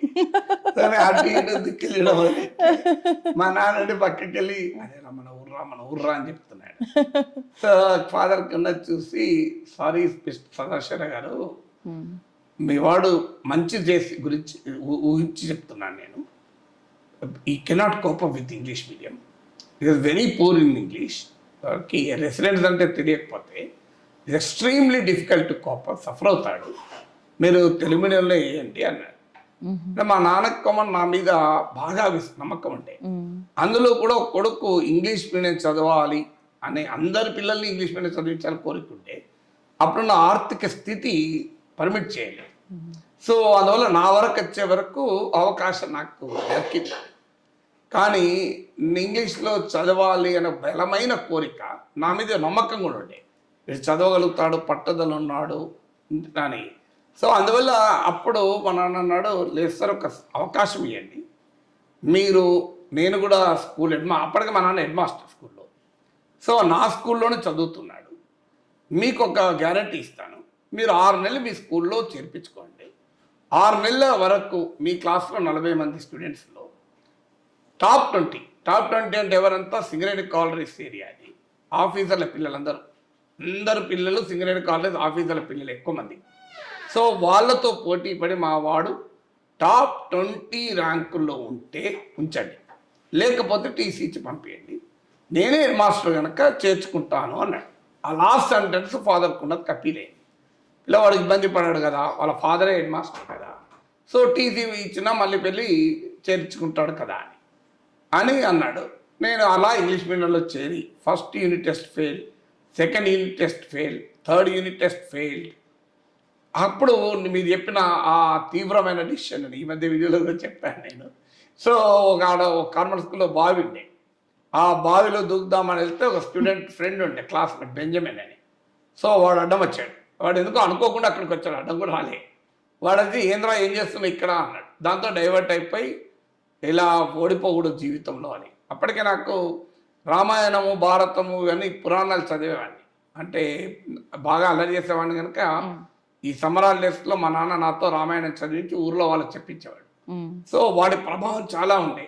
అంటే ఎన్ని కష్టాలు పడ్డా శ్రీరామచంద్రుడు ఆత్మహత్య చేసుకోలేదు కదా, ఎన్ని కష్టాలు పడ్డా పాండవులు ఆత్మహత్య చేసుకోలేదు కదా, మనం ఎందుకు చేసుకోవాలి, పోరాడి గెలవాలి తప్ప ఓటమిని అంగీకరించడం ఏంటి అనే భావన స్ఫురించింది సడన్గా. అంటే వాడు డిస్టర్బ్ చేసే వరకు. సో ఈ మధ్య ఇప్పుడు 6వ తారీఖు మందమరిలో వాళ్ళ కార్మల్ స్కూల్లో 60వ వార్షికంగా ఇప్పుడు నేను చెప్పిన స్కిట్ వేస్తున్నారు పిల్లలు. సో దానికి స్క్రిప్ట్ రాసి పంపించారు. ఓకే, ఇదే ఈ ఇన్సిడెంట్ ని వాళ్ళు రీప్లే చేస్తున్నారు. సో అప్పుడు ఆ స్కూల్ అక్కడి నుంచి వచ్చి ఇక మామూలుగా కృషి చేయలే. మా నాన్న కూర్చుండే పెట్టి రోజు కొన్ని గంటలు ఇంగ్లీష్ గ్రామర్ బుక్స్ ఒక 10 పుస్తకాలు చదివాను. Raymond Martin English grammar one of the most standard book అది. అలాగే లివింగ్ ఇంగ్లీష్ స్ట్రక్చర్స్ అని, Oxford advanced learners dictionary of current English నుండి ఆ సమ్మర్ హాలిడేస్లో సగం బుక్ చదివి ఇంగ్లీష్ డిక్షనరీ చదివేశాను. So it was a very very difficult task. 6th క్లాస్లో హాఫ్ ఇయర్లీ ఎగ్జామ్స్ అయ్యాయి. 7th క్లాస్లో హాఫ్ ఇయర్లీ ఎగ్జామినేషన్కు మా నాన్న నేను వెళ్ళాం ప్రోగ్రెస్ రిపోర్ట్ తీసుకోవడానికి. That was make or break situation. ఇక అంటే ఫస్ట్ 20 ర్యాంక్స్లో ఉంటే నేను ఇంగ్లీష్ మీడియం కంటిన్యూ అవుతాను, లేదంటే మళ్ళీ తెలుగు మీడియంకి వచ్చేస్తాను. మా నాన్నకి ఏంటంటే జీవితకాల కోరిక అన్నట్టు, కొడుకుని ఇంగ్లీష్ మీడియం చదివించాలి ఒక్కనన్నా అని. సో మా నాన్న కష్టపడి ఇంగ్లీష్ నేర్చుకున్నాడు కదా, తండ్రికి ఇచ్చిన మాట కొరకు శ్రీరామచంద్రుడు అడవులకు వెళ్ళాడు. మనం ఆఫ్టర్ ఆల్ హాఫ్ ఇయర్లీ ఎగ్జామ్కి వెళ్ళలేమా? సో అప్పటి శ్రీరాముని క్యారెక్టర్ అంత ప్రభావం చూపేది. సో అందువల్ల ఆ 14 ఏళ్ళు ఆ పట్టాభిషేకాన్ని వదిలేసి రాజ్యం వదిలేసి అడవులకు వెళ్ళగలిగిండు శ్రీరామచంద్రుడు. మనం 6 నెలల పరీక్షలు రాలేమా అనే పట్టుదలతో ఆ రూమ్ లో ఫాదర్ పునత్ రూమ్ లోకి ఎంటర్ అయ్యాను. మా father was literally shivering down the spine. వణికిపోతున్నాడు, ఇట్లా షేక్ అవుతున్నాడు. సో నాన్న అన్న మిస్టర్ సదాశివరావు అన్నాడు అక్కడ, స్టిల్ ఈజ్ ఎలా ఇప్పటికీ ఉన్నాడు, మంచిర్యాలలో బిషప్ గా ఉన్నాడు. సో ఆయన రండి మిస్టర్ సదాశివరావు అన్నాడు. అప్పటికి మా నాన్న ఇంకా వణికిపోతాడు. Your son got first rank అన్నాడు. So we are proud of your son అన్నాడు. ఆ నాన్న ఆనందం అసలు అంత ఆనందం ఏనాడు చూడలేదు. మళ్ళీ మా అన్నయ్యకి ఇంజనీరింగ్ లో 100 ర్యాంక్ వచ్చినప్పుడు మళ్ళీ చూశాను. సో అలా జర్నీ ఇక అప్పటి నుంచి never look back. 7th class half yearly examinations కన్నా ముందు ఫెయిల్ అయితే అప్పుడు క్లాస్ ఫస్ట్ వస్తే ఇక never looked back in life. జీవితంలో ఎప్పుడు వెనక్కి తిరిగి చూడలేదు, చూడాల్సిన అవసరం కూడా రాలేదు. సో అట్లా 8th క్లాస్ మళ్ళీ ఆ సింగరెడ్డి కాలేజ్ హై స్కూల్లో చేరాను. 10th ఇంటర్మీడియట్ ఇక never look back. BSc distinction, intermediate distinction. So ఇక అక్కడి నుంచి మళ్ళీ ప్రయాణంలో ఎప్పుడు ఇలాంటి టెన్స్ మూమెంట్ లైఫ్లో అనుభవించలేదు. సార్ మీ ఫాదర్ ప్రభావము విపరీతంగా ఉంది, అలాగే రాముడి ప్రభావం కూడా మిమ్మల్ని మీ మీద ఆ స్థాయిలో ఉందా? ఎందుకంటే మీ వీడియోస్లో కూడా ఎక్కువ శ్రీరామచంద్రుడు, రామాయణ, మహాభారతాల ఎగ్జాంపుల్స్ ఎక్కువ చెప్తూ ఉంటారు. ఆ చిన్నప్పుడున్న ఆ ఇంపాక్టేనా? వాస్తవంగా అదే ఇంపాక్ట్. నేను ఇప్పటికీ మీరు ఇంత చర్చ జరిగినప్పుడు నేను అంటే మనము దాని నుంచి తీసుకోవాల్సింది ఏంటి అని. సో ప్రపంచంలో అనేక అపూర్వ లక్షణాలకు శ్రీరామచంద్రుడు ఒక ప్రతీక. ఇప్పుడు అప్పటి కాలాన్ని ఇప్పటి ఎథిక్స్తో నువ్వు విశ్లేషించకూడదు. చాలా మంది చేసే తప్పుడు పని ఏంటంటే కొన్ని వేల సంవత్సరాల కింద జరిగింది అనుకుంటున్నా ఎందుకంటున్నా, కొంతమంది లేదు ఇది జరగలేదు అని. నన్ను అడిగిన ప్రశ్నల్లో కూడా సార్ని అడగండి, రామాయణం నిజంగా జరిగింది అని నమ్ముతున్నారా నమ్మట్లేదా అని అడగండి అని చెప్పారు. అనవసరమైన చర్చ అంటాడు. జరిగినమా జరగకపోవడమా అనేది అనవసరమైన చర్చ. ఇప్పుడు అది తెలుసుకొని నువ్వేం చేయగలవు? నువ్వు తెలుసుకోవాల్సింది అంటే జరిగిందా జరగలేదా అని కాదు. అందులో ఆ గొప్పతనం లేకపోతే ఇన్ని వేల సంవత్సరాలుగా జరిగింది జరగదు పక్క పెట్టి రాసిందైతే నిజమే కదా, వాల్మీకి రాసిందైతే నిజమే కదా, అదే తప్పుకుంటాం కదా అందరం.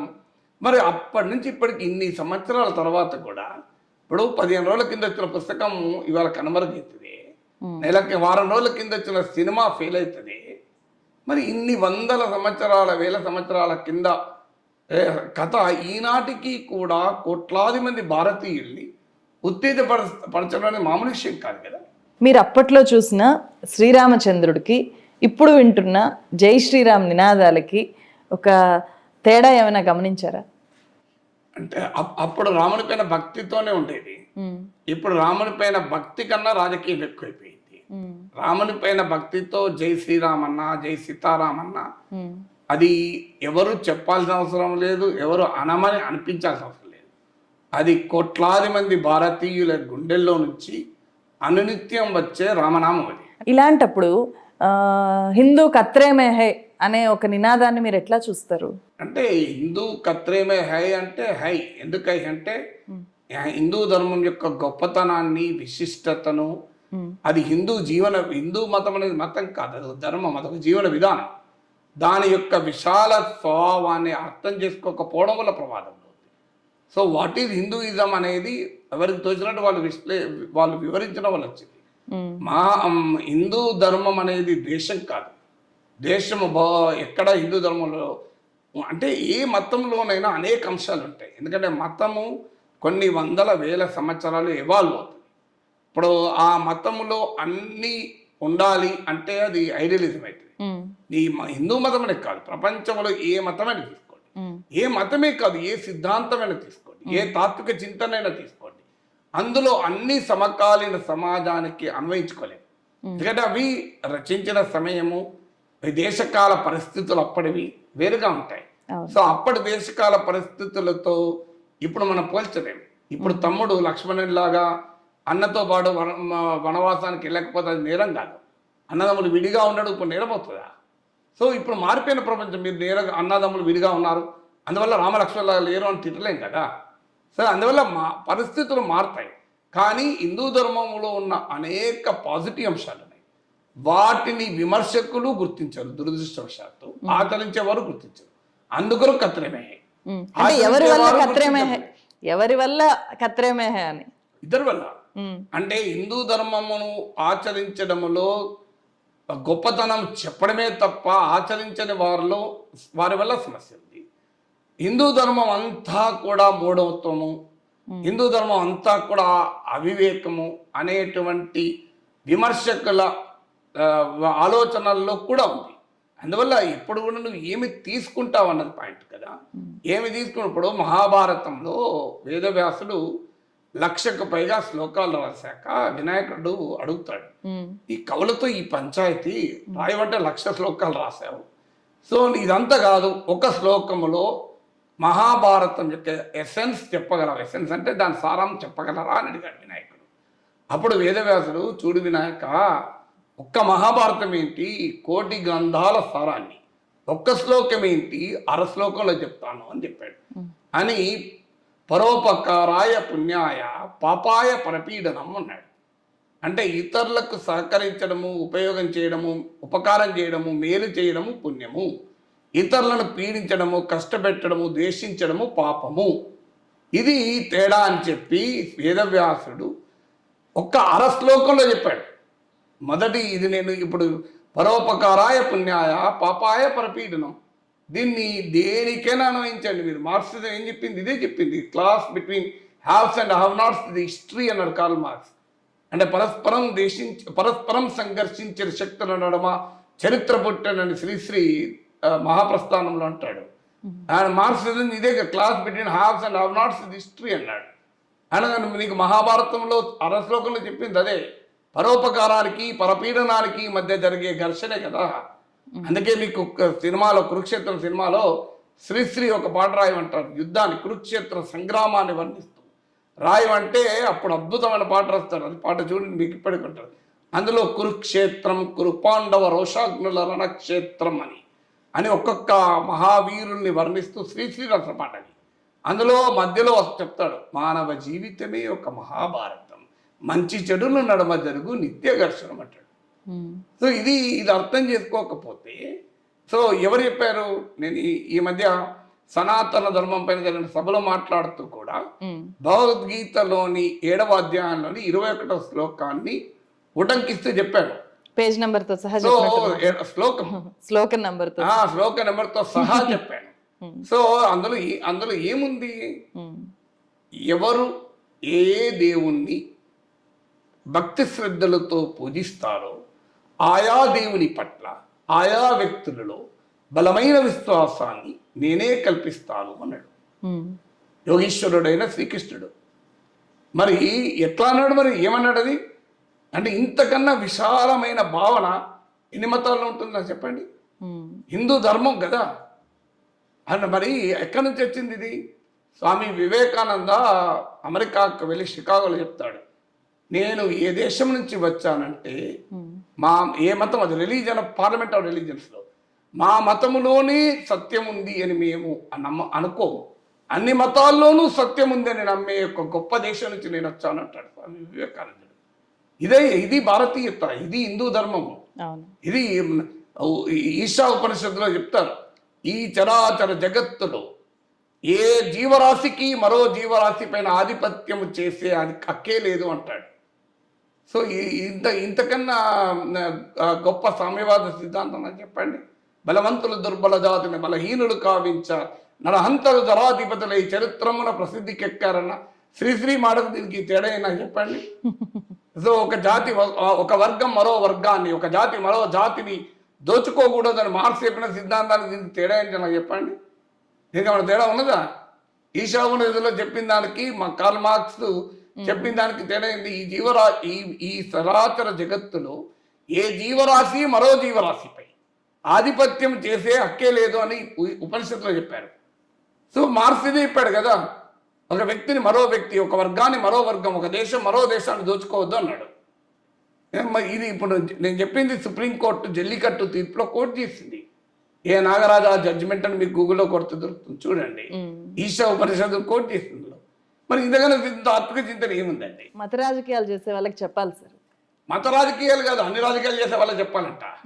అంటే లౌకిక తత్వం పేరిట మతంపై కాదు పోరాడాల్సింది, మత ఉన్మాదం పైన పోరాడాలి, మత రాజకీయం పైన పోరాడాలి, మత విద్వేషం పైన పోరాడాలి. మతం అనేది వారి వారి వ్యక్తిగత విశ్వాసం, నమ్మకాల పట్ల చాలా మందికి ఒక తప్పుడు అభిప్రాయం ఉంటుంది. అన్నిటిని వ్యతిరేకించాల్సిన అవసరం లేదు. సో పండుగ రోజు ధోతి కట్టుకోవాలి, దీంట్లో శాస్త్రీయత ఏంటి అని ఎవరైనా అడుగుతున్నారు, ఆన్సర్ లేదు. పండుగ రోజు ధోతి ఎందుకు కట్టుకోవాలి అంటే నార్మల్ రోజు ధోతి కట్టుకోవడం తప్ప, పండుగ రోజు పాయింట్ వేసుకోవడం తప్ప? ఇది విధవతర్కం అండి. ప్రతిరోజు పండుగ రోజు ఎందుకు జరుపుకోవద్దు? పండుగ రోజే స్వీట్ ఎందుకు చేసుకొని తింటావు? పండుగ రోజు పిండి వంటలు ఎందుకు చేసుకుంటావు? ఆన్సర్ లేదు కదా. అంటే మనిషి జీవితంలో అనేక అంశాలు సింబాలిజం. ఏ నమ్మకం లేనివాడైనా నేను అడుగుతాను ఓపెన్గా, తండ్రి ఫోటో పైన కాలు పెట్టి పెట్టమను చేయగలడా? తన ఫోటో పైన తను ఉమ్మేసుకోమను ఎవడని చేయగలడా? ఈ దేశంలో మానవుడే చేయగలడా? మరి ఆ ఫోటోలో ఏమున్నది? నార్మల్ పేపరే కదా, అందులో ఏముంటాడు మనిషి. నా ఫోటో ఉంది, నా ఫోటోలో ఏమున్నది? అందులో నేను ఉన్నానా? మరి అది నార్మల్ పేపరే కదా, నా ఫోటో మీద నేను ఉమ్మేయగలనా? ఇదే సింబాలిజం అండి. అంటే ప్రతి మనిషి రోజు చేసే పని ఇది. మీరు ఎవరైనా చేయగలమా చెప్పండి? ఇప్పుడు మా ఇంట్లో కూడా మా నాన్న ఫోటో బుక్ దండేసి ఉంటుంది, చనిపోయాడు కనుక. మా మామయ్య ఫోటో మీద దండేసి ఉంటుంది. ఎందుకు వేసి ఉంటుంది దండలు? ఇతను నాకు జన్మనిచ్చాడు, అనుక్షణం నాకు స్ఫూర్తినిచ్చాడు మా నాన్న ఫోటో. నన్ను 32 ఏళ్ల పాటు నా జీవితంలోని ప్రతి క్షణంలో భాగమై నా జీవిత ప్రతి క్షణాన్ని సుసంపన్నం చేసిన నా భార్య జన్మనిచ్చాడు అతను. అంతకన్నా వాళ్ళని పూజించేది ఇంకెవరుంటారు నాకు? ఇది సింబాలిజమే. కానీ అన్ని సింబాలిజమే అంట నేను. అందువల్ల ప్రతిదాన్ని వ్యతిరేకించడం, ప్రతి నమ్మకాన్ని, ప్రతి విశ్వాసాన్ని, ప్రతి సాంప్రదాయాన్ని విమర్శించడం అనే రాజకీయము సరైనది కాదు. నమ్మకము విశ్వాసం పైన ఆధారపడే మేము అన్నీ చేస్తామంటే కలవది. ప్రజా జీవితం అనేది రాజ్యాంగబద్ధమే. ప్రజా జీవితాన్ని రాజ్యాంగమే శాసించాలి. వ్యక్తిగత జీవితాన్ని నమ్మకాలు, విశ్వాసాలు, సాంప్రదాయాలు శాసించవచ్చు. అంటే సైంటిఫిక్ టెంపర్ మీద విస్తృతంగా చర్చ జరుగుతూ ఉన్నప్పుడు నమ్మకం ఏది, మూఢనమ్మకం ఏది అనే తేడా లేకుండా రెండు వైపుల నుంచి పిడివాదనలు వినిపిస్తూ ఉంటారు సార్. చాలా అంటే శాస్త్రీయ దృక్పథం పైన చర్చ వేరు, నార్మల్ పబ్లిక్ డిస్కోర్స్ వేరు. ఈ రెండింటి మధ్య తేడా చూడాలి మనం. Normal public discourse is different from scientific thinking. ఇప్పుడు మనం ఒక రసాయనిక శాస్త్రవేత్త ల్యాబ్లో కూర్చుంటాడు, ఆయన ముందున్న ప్రతి పదార్థాన్ని భూతద్దం మైక్రోస్కోప్లో పెట్టి చూస్తుంటాడు. నువ్వు ఇంట్లో అన్నం తింటుంటావు, మైక్రోస్కోప్ పెట్టి చూస్తావా రైస్ను? చూడు, ఎవడన్నా వాడు జీవితంలో భోజనం చేస్తే ఛాలెంజ్ చేస్తున్నాడు. వాడు రసాయనిక శాస్త్రవేత్త అయినా ఇంట్లో వచ్చి భోజనం చేసేటప్పుడు మైక్రోస్కోప్ పెట్టి చూసుకుంటా ఇటువంటి చూసుకుంటూ తినడు కదా. కరెక్ట్. ఎందుకు తినడు? అది అది వేరు ఇది వేరండి. ఒక సైంటిఫిక్ ఏది సైంటిఫిక్ అనే చర్చ సందర్భంగా ఒక దాంట్లో ఉన్న శాస్త్రీయత ఏంటి అశాస్త్రీయత ఏంటి అని చర్చించుకోవచ్చు. నేను దానికి ఆ తాత్విక చర్చకు వ్యతిరేకం కాదు, కానీ ప్రతిదాన్ని వ్యతిరేకించాల్సిన అవసరం లేదు. సమాజానికి నష్టం చేసి వ్యక్తిని నశింపచేసి చేసేటువంటి వాటిపైనే మనం పోరాడాలి అనేది జీవితకాలం సరిపోతుంది. శాస్త్రీయమైన చర్చలు వేరు, అది ఆ చర్చల సందర్భంగా నువ్వేమైనా మాట్లాడితే మాట్లాడచ్చు, కానీ నిత్య జీవితంలో నీ శత్రువు ఎవరో అనేది చాలా స్పష్టత ఉండాలి. సమాజాన్ని నష్టం చేసేటువంటి నమ్మకాలు విశ్వాసాలే శత్రువు.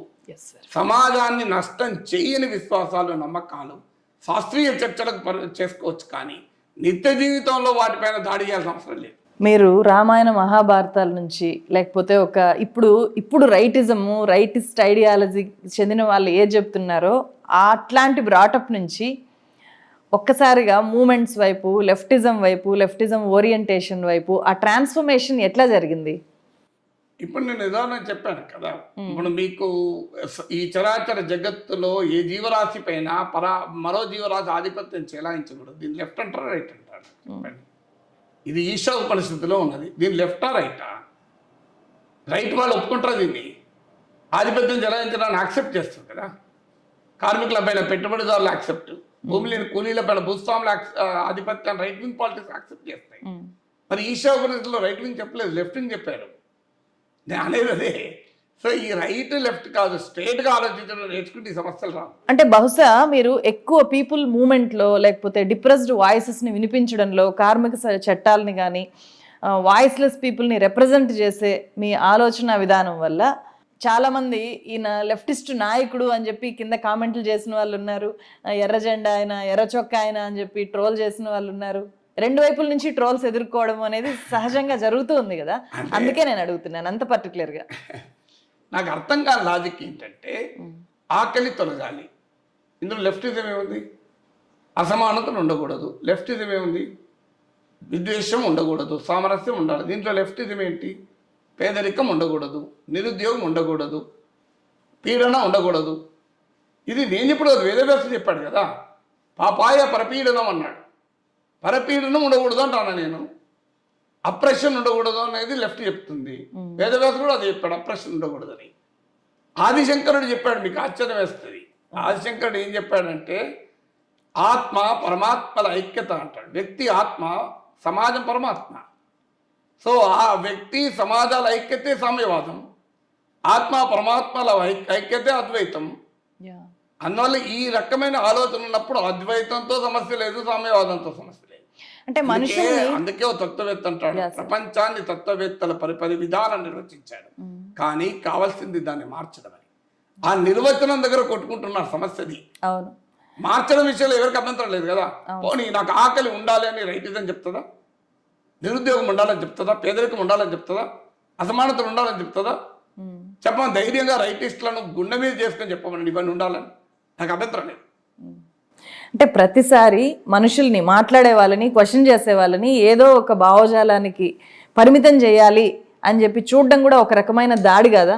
భావజాలాన్ని ఉండాలి కదా. ఇప్పుడు ఉపనిషత్తులు చెప్పారు, మంచి ఆలోచనలు అన్ని వైపుల నుంచి రానియండి అన్నారు. ఒక రైట్ నుంచి రమ్మని చెప్పలే, ఒక లెఫ్ట్ నుంచి రమ్మని కూడా చెప్పలే. ఉపనిషత్తులు నమ్ముతారు కదా రైట్ వింగ్, ఎవరు నమ్మినా నమ్మకపోయినా, లెఫ్ట్ నమ్మినా నమ్మకపోయినా. ఉపనిషత్తులు ఏం చెప్పాయి? మంచి ఆలోచనలు అన్ని వైపుల నుంచి రానియండి అని చెప్పి. ఇది కదా ఉపనిషత్తు వ్యాఖ్య. నేను మంచి ఆలోచన ఉంటే ఉపనిషత్తు వ్యాఖ్య తప్పేంటండి అది? ఇది తప్పు కదా. సర్వేపల్లి రాధాకృష్ణ అంటాడు, హిందూ మతం అనేది ఒక ఆలోచన విధానం కాదు, అనేక భావాల సమాహారం హిందూ మతం అంటాడు. అనేక విశ్వాసాల సమాహారం హిందూ మతం అని చెప్తాడు. ఇది ఎవరు చెప్పారు? సర్వేపల్లి రాధాకృష్ణ అండి. The most authoritative voice on Indian philosophy. Bhagavad Gita మీద కూడా ఆయన ఒక అథారిటేటివ్ పుస్తకం రాశాడు. అందువల్ల నిజంగా హిందూ ధర్మాన్ని నమ్మేవారు, ఇన్ని వేల సంవత్సరాలుగా హిందూ ధర్మం అనేక రకాలైనటువంటి దాడులకు నిలిచింది అంటే దాంట్లో ఉన్న సార్వజనీనత్వమే. సంకుచితత్వం అంటే నిలబడేది కాదు. ఆ సంకుచితాన్ని ఇప్పుడు తీసుకురావాలనుకున్నవాడు రియల్ యాంటీ హిందూ. హిందూ ధర్మం అంటే విద్వేషము, హిందూ ధర్మం అంటే విద్వేషం అని చెప్పేవాడు సూడో హిందూ, కోనా హిందూ. హిందూ ధర్మం అనే దాన్ని సంకుచితంగా మార్చాలనుకునేవాడు హిందూ వ్యతిరేకి. అంటే ఎక్కువ కాలం హిందూ ధర్మం ఉండకూడదని కోరుకుంటే ఆ పని చేయాలి. నేను అలా కోరుకోను. ఇంకా 10,000 సంవత్సరాల వరకు కూడా హిందూ ధర్మం ఉండాలి అని కోరుకుంటాను కనుక ఆ ధర్మంలో ఉన్న ఆధునికత్వం, ఆ ధర్మంలో ఉన్న సార్వజనీనత్వం, ఆ ధర్మంలో ఉండే సార్వత్రిక విలువల్ని ప్రేమిస్తాను, ప్రేమించామని చెప్తాను. సో అప్పుడు పంచాయతీ లేదు కదా ఎవరికి. సార్ మీకు అన్ని సబ్జెక్ట్స్ మీద అంత లోతైన పట్టు ఉన్నప్పుడు, అంత గట్టి పట్టు ఉన్నప్పుడు సివిల్ సర్వీసెస్ వైపు వెళ్ళాలి అనే ఆలోచన రాలేదా మీకు అప్పట్లో? అంటే వాస్తవంగా నేను డిగ్రీ అయ్యాక వచ్చింది. యాక్చువల్గా నేను ఆడోబీన్ అందరూ నా ఫ్రెండ్స్ అంతానే వారు, వీడు కనుక సివిల్ చదివితే వీడికి ఆల్ ఇండియా ఫస్ట్ వస్తుంది. ఎందుకంటే నేను 20 ఏళ్ళ వయసులో కూడా I was equally competent in to speaking all subjects. English medium ఆ రోజుల్లోనే నేను అనేక రకాల ఉపన్యాస పోటీల్లో స్టేట్ ఫస్ట్ వచ్చేవాడిని. సో ఇంటర్ యూనివర్సిటీ, ఇంటర్ కాలేజీలో. సో బట్ ఒకసారి ప్రిలిమ్స్ రాస్తే సెలెక్ట్ అయ్యాను మెయిన్స్. ఆ మెయిన్స్ కు చదువుతున్న సమయంలో డిస్కవర్ ఆఫ్ ఇండియా, నెహ్రూ రాసిన పుస్తకం నుంచి మొదలుకొని సో అనేక రకాల ఆన్సెంట్ ఇండియా బై రమీలా థాపర్ నుంచి మొదలుకొని చాలా పుస్తకాలు చదివే వరకు అనిపించింది ఈ చిన్న ప్రపంచంలో ఎందుకు ఉండాలి, ఒక విశాలమైన ఆలోచనల ప్రపంచంలో ఉంటే స్వేచ్ఛ ఉంటుంది కదా. మీరు ఒక ఐఏఎస్ ఆఫీసరో, ఒక జిల్లా కలెక్టరో, లేకపోతే ఒక సెక్రటరీ స్థాయి వ్యక్తి అవడం కంటే కూడా జర్నలిస్ట్ అవడం అని టార్గెట్ చేస్తారా? టార్గెట్ అని కాదు, ఆ క్షణంలో అనిపించింది. వాస్తవం కూడా అది 100% అగ్రీ విత్ దట్. అప్పుడు అనిపించింది ఈ చట్రంలో ఇరుక్కుపోతాను, ఒకవేళ ఐఏఎస్ అవుతాను, ఆ రాజకీయ నాయకత్వం ఏది చేయమంటే అదే చేయాలి. కోర్స్ చాలా చేయొచ్చు ఐఏఎస్ కాదు, కానీ ఆ క్షణంలో అనిపించింది అంటే ఆలోచనల స్వేచ్ఛ ఉండాలి. సో విస్తృత అధ్యయనానికి అవకాశం ఉండాలి, నచ్చిందంతా చదివే అవకాశం ఉండాలి. ఇవన్నీ ఐఏఎస్ అధికారిగా ఉండలేదు అని చెప్పి ఇంట్లో చెప్పకుండా మెయిన్స్ రాయలేదు. రాయకంటే అప్పుడు ఫ్రెండ్స్ అంతా తిట్టేవాళ్ళు, ఎదురా మెదడు లేదురా నువ్వు ఐఏఎస్ అయ్యేటోని కదా అంటే, ఎందుకురా 10 ఏళ్ళ తర్వాత ఐఏఎస్ వాళ్ళకి పాఠాలు చెప్దాలే అన్న. ఇది నవ్వుతూ అన్న 87లో తర్వాత చెప్తున్నారు 10 years లో ఐఏఎస్ వాళ్ళ క్లాసులు చెప్పాను. Within 10 years. ఇప్పుడు కొనసాగుతుందా? అండ్ ఈ మధ్య వెళ్ళడం లేదు సమయం. లాస్ట్ టైం వెళ్ళింది 2007. మీరు పాఠాలు చెప్పిన ఐఏఎస్ ఆఫీసర్స్ లో ఇప్పుడు ఎవరైనా కమిషనర్ రొనాల్డ్ రోస్ నేను పాఠాలు చెప్పాను. అవునా? ఓకే. ఆర్ఎస్ ప్రవీణ్ కుమార్ కు ఆయన సివిల్స్ ప్రిపేర్ అయ్యేటప్పుడు పాఠాలు చెప్పాను, ఎస్ఏ క్లాసులు చెప్పాను. తర్వాత senior level IPS officers Rachakonda commissioner ఉన్న మన Mahesh Bhagwat. So he was my trainee national police అకాడమీలో. ప్రద్యుమ్న అని మీకు ఆంధ్రప్రదేశ్ లో ఐఏఎస్ ఆఫీసర్, కర్ణాటక చచ్చిన AP cadre, he was also my trainee. So అందువల్ల నాకు గుర్తు రొనాల్డ్ రోస్ తో చాలా ఇంట్రెస్టింగ్ ఎక్స్పీరియన్స్. నేను ఒక రోజు ఎమ్మెల్సీగా ఉండి ఆయన అప్పుడు డిప్యూటీ కమిషనర్ ఉండే, జిహెచ్ఎంసీ కార్యాలయం కింద ఏదో ప్రజా సమస్య మీద పెద్ద ధర్నా చేసి ప్రజలందరినీ తీసుకెళ్లి ఆయన ఆఫీస్కు లోపలికి వెళ్ళి కింద కూర్చొని ధర్నా చేసిన. చేస్తా కింద కూర్చొని ధర్నా చేస్తున్నప్పుడు నేను తర్వాత లేచి మళ్ళీ ఏదో ఆర్గ్యూ చేసినప్పుడు రొనాల్డ్ రోస్ అన్నాడు, sir your my teacher sir, sorry sir అని, ఎస్టర్డే అకాడమీ ఆఫ్ అడ్మినిస్ట్రేషన్ లో నేను చెప్పాను సార్ అని ఆయన చాలా అభిమానంగా అన్నాడు. అంటే ఇలా ఎదురవుతుంటది. ఇప్పుడు ఉదాహరణకు నేను ఇందిరా పార్క్ లో ఓ రోజు ధర్నా కూర్చున్నాను, కింద కూర్చొని ధర్నా చేస్తున్నాను అంగన్వాడీలతో, అంగన్వాడీ సమస్యల పైన కింద కూర్చొని ధర్నా చేస్తున్నాను. అప్పుడు 2 ఐపీఎస్ ఆఫీసర్లు వచ్చారు, దామోదర్ అని రిటైర్డ్ ఐపీఎస్ ఆఫీసర్, ఇప్పుడు రిటైర్ అయ్యాడు. అప్పుడు డీసీపీ క్రైమ్స్ ఉన్నాయి హైదరాబాద్ లో. తర్వాత మహేష్ భగవత్, వీళ్ళిద్దరూ కూడా నేను నేషనల్ పోలీస్ అకాడమీ క్లాసులు చెప్పినప్పుడు అటెండ్ అయ్యారు. సో వాళ్ళు ఫస్ట్ టైం నన్ను చూసి they were literally shocked, what professor you are here అని నవ్వుతూ. అంటే వాళ్ళు నన్ను నేషనల్ పోలీస్ అకాడమీలో ఐజీ డీజీ ర్యాంక్ అధికారులకు కూడా క్లాసులు చెప్పారు. సో ఆ అటైర్ లో చూసి ఇక్కడ అంగన్వాడీ మహిళల చుట్టూ మధ్యలో కూర్చొని వీధి ధర్నా చేసి వీధి పోరాటం జీప్లోకి ఇసిరి పడేస్తే పోరాటం అది ఇది వరకు వాళ్ళు పాపం నన్ను అరెస్ట్ కూడా చేస్తానికి పోమాడమంటారు. కొన్ని వేల మంది అంగన్వాడీల పోరాటం అది. ఇంద్రవదలో కొన్ని వేల మంది వచ్చారు, ఇద్దరు టాప్ ఆఫీసర్స్ వచ్చారు. నవ్వుతూనే అన్నారు, సార్ దట్స్ అది అక్కడ నేను ప్రొఫెసర్, ఇక్కడ నేను ప్రజాప్రతినిధిని, దానికి న్యాయం చేయాలి, దీనికి న్యాయం చేయాలి, మీ పని మీరు చేసుకోండి సార్, యూ అరెస్ట్ మీ అన్న. అంటే వాళ్ళు లిటరల్లీ నన్ను అరెస్ట్ చేస్తానికి మొహమాటపడ్డారు. వాళ్ళకి నా పట్ల అదేమి లేదు సార్ అని చెప్పాడు. నాకు ఇప్పటికి గుర్తు, ఒకసారి అరెస్ట్ అయితే నన్ను ఎత్తేసి జీప్లోకి వేస్తున్నాడు హోంగార్డ్స్. 4 లేదు ఒక హోంగార్డ్ చోలు చెప్పాడు, సార్ మీరు పెంచిన జీతం ఇంకా అమలు అవుతుంది సార్, పెంచింది అదే చెప్పండి సార్ అంటే నేను అప్పుడు పార్లమెంట్ లెజిస్లేటివ్ స్టాండింగ్ కమిటీ అని హోంలో ఉండి డీజీపీని ఉతికి ఆరేసి హోంగార్డ్ల జీతాలు పెంచిచ్చాను. జీవో వచ్చింది, అమలు అవుతలేదు. సో అప్పుడు హోంగార్డ్ నన్ను అరెస్ట్ చేస్తూ నన్ను తీసి జీబులోకి నెట్టేస్తూ నా చెవిలో చెప్పాడు. సో అందువల్ల ఆ రకమైన అనుభవాలు ఉంటాయి. ప్రజల్ని నువ్వు ప్రేమిస్తే ప్రజలు ఎంత ప్రేమిస్తారో చెప్పి ఆశ్చర్యంగా ఉంటుంది. అవును. స్టూడెంట్ పాలిటిక్స్ లో ఏమైనా ఉన్నారు అప్పట్లో? నేను ఆర్ట్స్ కాలేజ్ జనరల్ సెక్రటరీగా పోటీ చేసి ఓడిపోయాను. తర్వాత ఉస్మానియా జర్నలిస్ట్ అసోసియేషన్ ప్రెసిడెంట్గా గెలిచాను. సో అందువల్ల ఇప్పుడు కొత్త ఏమీ కాదు. అయితే చదివే పోరాటమే. అదే పోరాటము అనేది మీకు ఎట్లా పరిచయం అయింది అనేది? అంటే ఉస్మానియా యూనివర్సిటీ కన్నా ముందు నుంచి కూడా నేను యాక్టివ్ ఇన్ స్టూడెంట్ యాక్టివిజం. డిగ్రీలో గవర్నమెంట్ సిటీ కాలేజ్ చదువుకునేటప్పుడు on several issues I was very active. ఏ సంఘంలో ఉన్నా లేకపోయినా యాక్టివ్, సంఘంతో సంబంధం లేదు. అది always active as a student activist. So యూనివర్సిటీలో ఉన్నప్పుడు రాత్రి లైబ్రరీలో 9 గంటల వరకు కూర్చున్న వాళ్ళం, ఉదయాన్నే లైబ్రరీలో ఉండేవాళ్ళం, మిగతా టైంలో విద్యార్థి ఉద్యమాలు నడిపేవాళ్ళం. సో అంటే ఇప్పుడు మళ్ళీ పాలిటిక్స్ వైపు కె నాగేశ్వర్ వెళ్ళే ఛాన్సెస్ ఉన్నాయా ఏమైనా? అంటే రాజకీయాల్లో ఏదో ఒక పార్టీలో చేరి ఆ పార్టీకి విధేయుడై పనిచేయడం నాకు ఏనాడు ఇష్టం లేదు. ఎందుకంటే ఐఎమ్ ఆల్వేస్ ఇండిపెండెంట్ మైండ్తో ఉండేవాడిని. స్వేచ్ఛగా ప్రశ్నించాలి ప్రజల తరఫున. నేను స్ట్రాంగ్గా నమ్మేది పబ్లిక్ ఇంటలెక్చువల్ లాగా ఉండాలి అని. అంటే సమాజంలో ఎవరో ఒకరు ప్రశ్నించాలి. ఇది కూడా మనకు ట్రెడిషన్, భారతీయ నాగరికత. మీరు అమర్త్య సేన్ పుస్తకం చదివిన ఆర్గ్యుమెంటేటివ్ ఇండియన్ అని, అందులో ఉంటారు భారతీయ నాగరికత యొక్క గొప్పతనమే అది. ద్వైత, అద్వైత, విశిష్ట ద్వైత, సాంఖ్య, బౌద్ధ, జైన, మీమాంస, చార్వాక, ఇలా అనేక ఫిలాసఫికల్ ట్రెడిషన్స్ ఇండియన్ సాయిల్ నుంచి పుట్టాయి. అందువల్ల భారతీయ నాగరికత ఎసెన్సే అనేక ఆలోచనల సంఘర్షణ భారతీయ సమాజం. ఇప్పుడే మీకు ఆశ్చర్యం వేస్తుంది. నా గుర్తు వేదవ్యాసుని శిష్యుల్లో ఒకరు, జైముని అనుకుంటాను, తప్పుంటే క్షమించాలి. ఆయన చాలా తీవ్రంగా వాదించేవాడు. ఈవెన్ వేదవ్యాసుని కూడా ప్రశ్నించేవాడు. ఆ రోజుల్లోనే మహాభారతం, భగవద్గీత రచించినటువంటి మహానుభావుని కూడా ప్రశ్నించేవాడు. సో అది భారతీయత, చాలా మంది తెలియదు. జనమేజయుడు ఆస్థానానికి ఒక కుక్క వచ్చి ప్రశ్నించింది. మీరు దాంతోనే మహాభారతం మొదలైతే, మహాభారతం చదివితే అది తెలుస్తుంది. మహాభారతం మొదలయ్యేది ఒక కుక్క వచ్చి జనమేజయుని కొలువులోకి వచ్చి ప్రశ్నిస్తుంది. ఎందుకంటే జనమేజయుడు ఒక యాగం చేస్తుంటే ఆ సరమ అనే కుక్క సంతానమైన సారమేయ వృత్తాంతం అని మహాభారతంలో ఆదిపర్వంలో ఉంటుంది అనుకుంటారు. సో చాలా చదివి చాలా ఎన్నైపోయింది. సో ఆ సారమేయ వస్తే జనమేజయుని తమ సోదరులు పిల్లలు కొడతారు, కొడుకులు. ఎందుకంటే అది ఎక్కడ యాగశాలలో అపవిత్రం చేస్తుందో, దీన్ని ముట్టుకుంటుందో అని.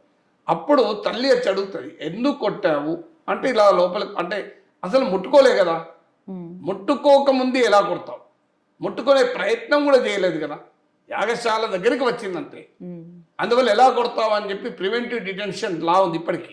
అంటే ముందుగానే అరెస్ట్ చేయొచ్చు, నేరం చేస్తాడేమో అని అనుమానంతో. సో అలాంటి ప్రివెంటివ్ డిటెన్షన్ స్కోప్ లేదు అని చెప్పి అడుగుతుంది ఆ కుక్క జనమేజయుని. అంటే హిందూ ధర్మం అంటే అది.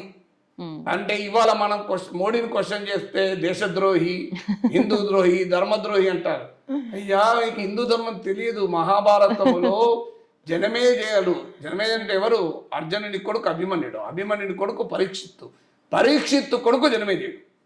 అంటే పార్థ, అర్జున, కిరీటి, గాంధీవి, ధనంజయ, బీభత్స, ఫల్గుణ, సవ్యసాచిల అలా 10 పేర్లు కలిగినటువంటి ఆ మహావీరుని మునిమనవడు జనమేజయుడు. అతన్ని కుక్క ప్రశ్నించింది. నరేంద్ర మోడీ అర్జునుడి కన్నా మహావీరుడిత కాదు, నాగేశ్వర్ కుక్క కన్నా ఈయన మీద కాదు. అయ్యో సో అందువల్ల నేను ప్రశ్నిస్తే తప్పేంటండి? జనమేజయుని కొలువులోకి వచ్చి కుక్క అడిగినప్పుడు అవును, మోడీని నాగేశ్వర్ ప్రశ్నించద్దని ఎట్టంటారండి? నాకు అర్థం కాదు. మోడీనే కాదు, ఎవరినైనా ప్రశ్నించాలి. ప్రశ్నిస్తే పాకిస్తాన్కి ఆఫ్ఘనిస్తాన్ కూడా వెళ్ళిపోవాలి. ప్రశ్నిస్తాను, జగన్మోహన్ రెడ్డి, చంద్రబాబు నాయుడు. ఎందుకంటే ప్రశ్న భారతీయత, ప్రశ్న భారత నాగరికత యొక్క సారం ప్రశ్న. బీజేపీ ఎంపీగా కానీ కాంగ్రెస్ ఎంపీగా కానీ మీకు ఒక ఆఫర్ వస్తే మీ రెస్పాన్స్ ఏంటి? బీజేపీ కాంగ్రెస్ కాక ఎంపీగా ఆఫర్ వస్తే చేస్తాను, ఇండిపెండెంట్ గా చేశాను కూడా మల్కాజ్గిరి నుంచి. అట్లాంటి అవకాశం ఉందా? పోటీ చేశాను కదా, అలా ఉండదు కదా. నాకు రాజకీయాలు అలా ఉండదు, నాకు తెలుసది. అందుకే నన్ను అభిమానించే వాళ్ళు చాలా మంది అంటారు మీలాంటి వాళ్ళు రాజ్యసభలో ఉండాలని. నేను ఎట్లుంటాను రాజ్యసభలో? అది పార్టీల ఓట్లతో గెలిచేది, ఎమ్మెల్యేల ఓట్లతో గెలిచేది. రాజ్యసభ కనుక ఎలక్షన్స్ ఉంటే మా పోటీ చేసేవాడిని నేను, కానీ లేవు కదా.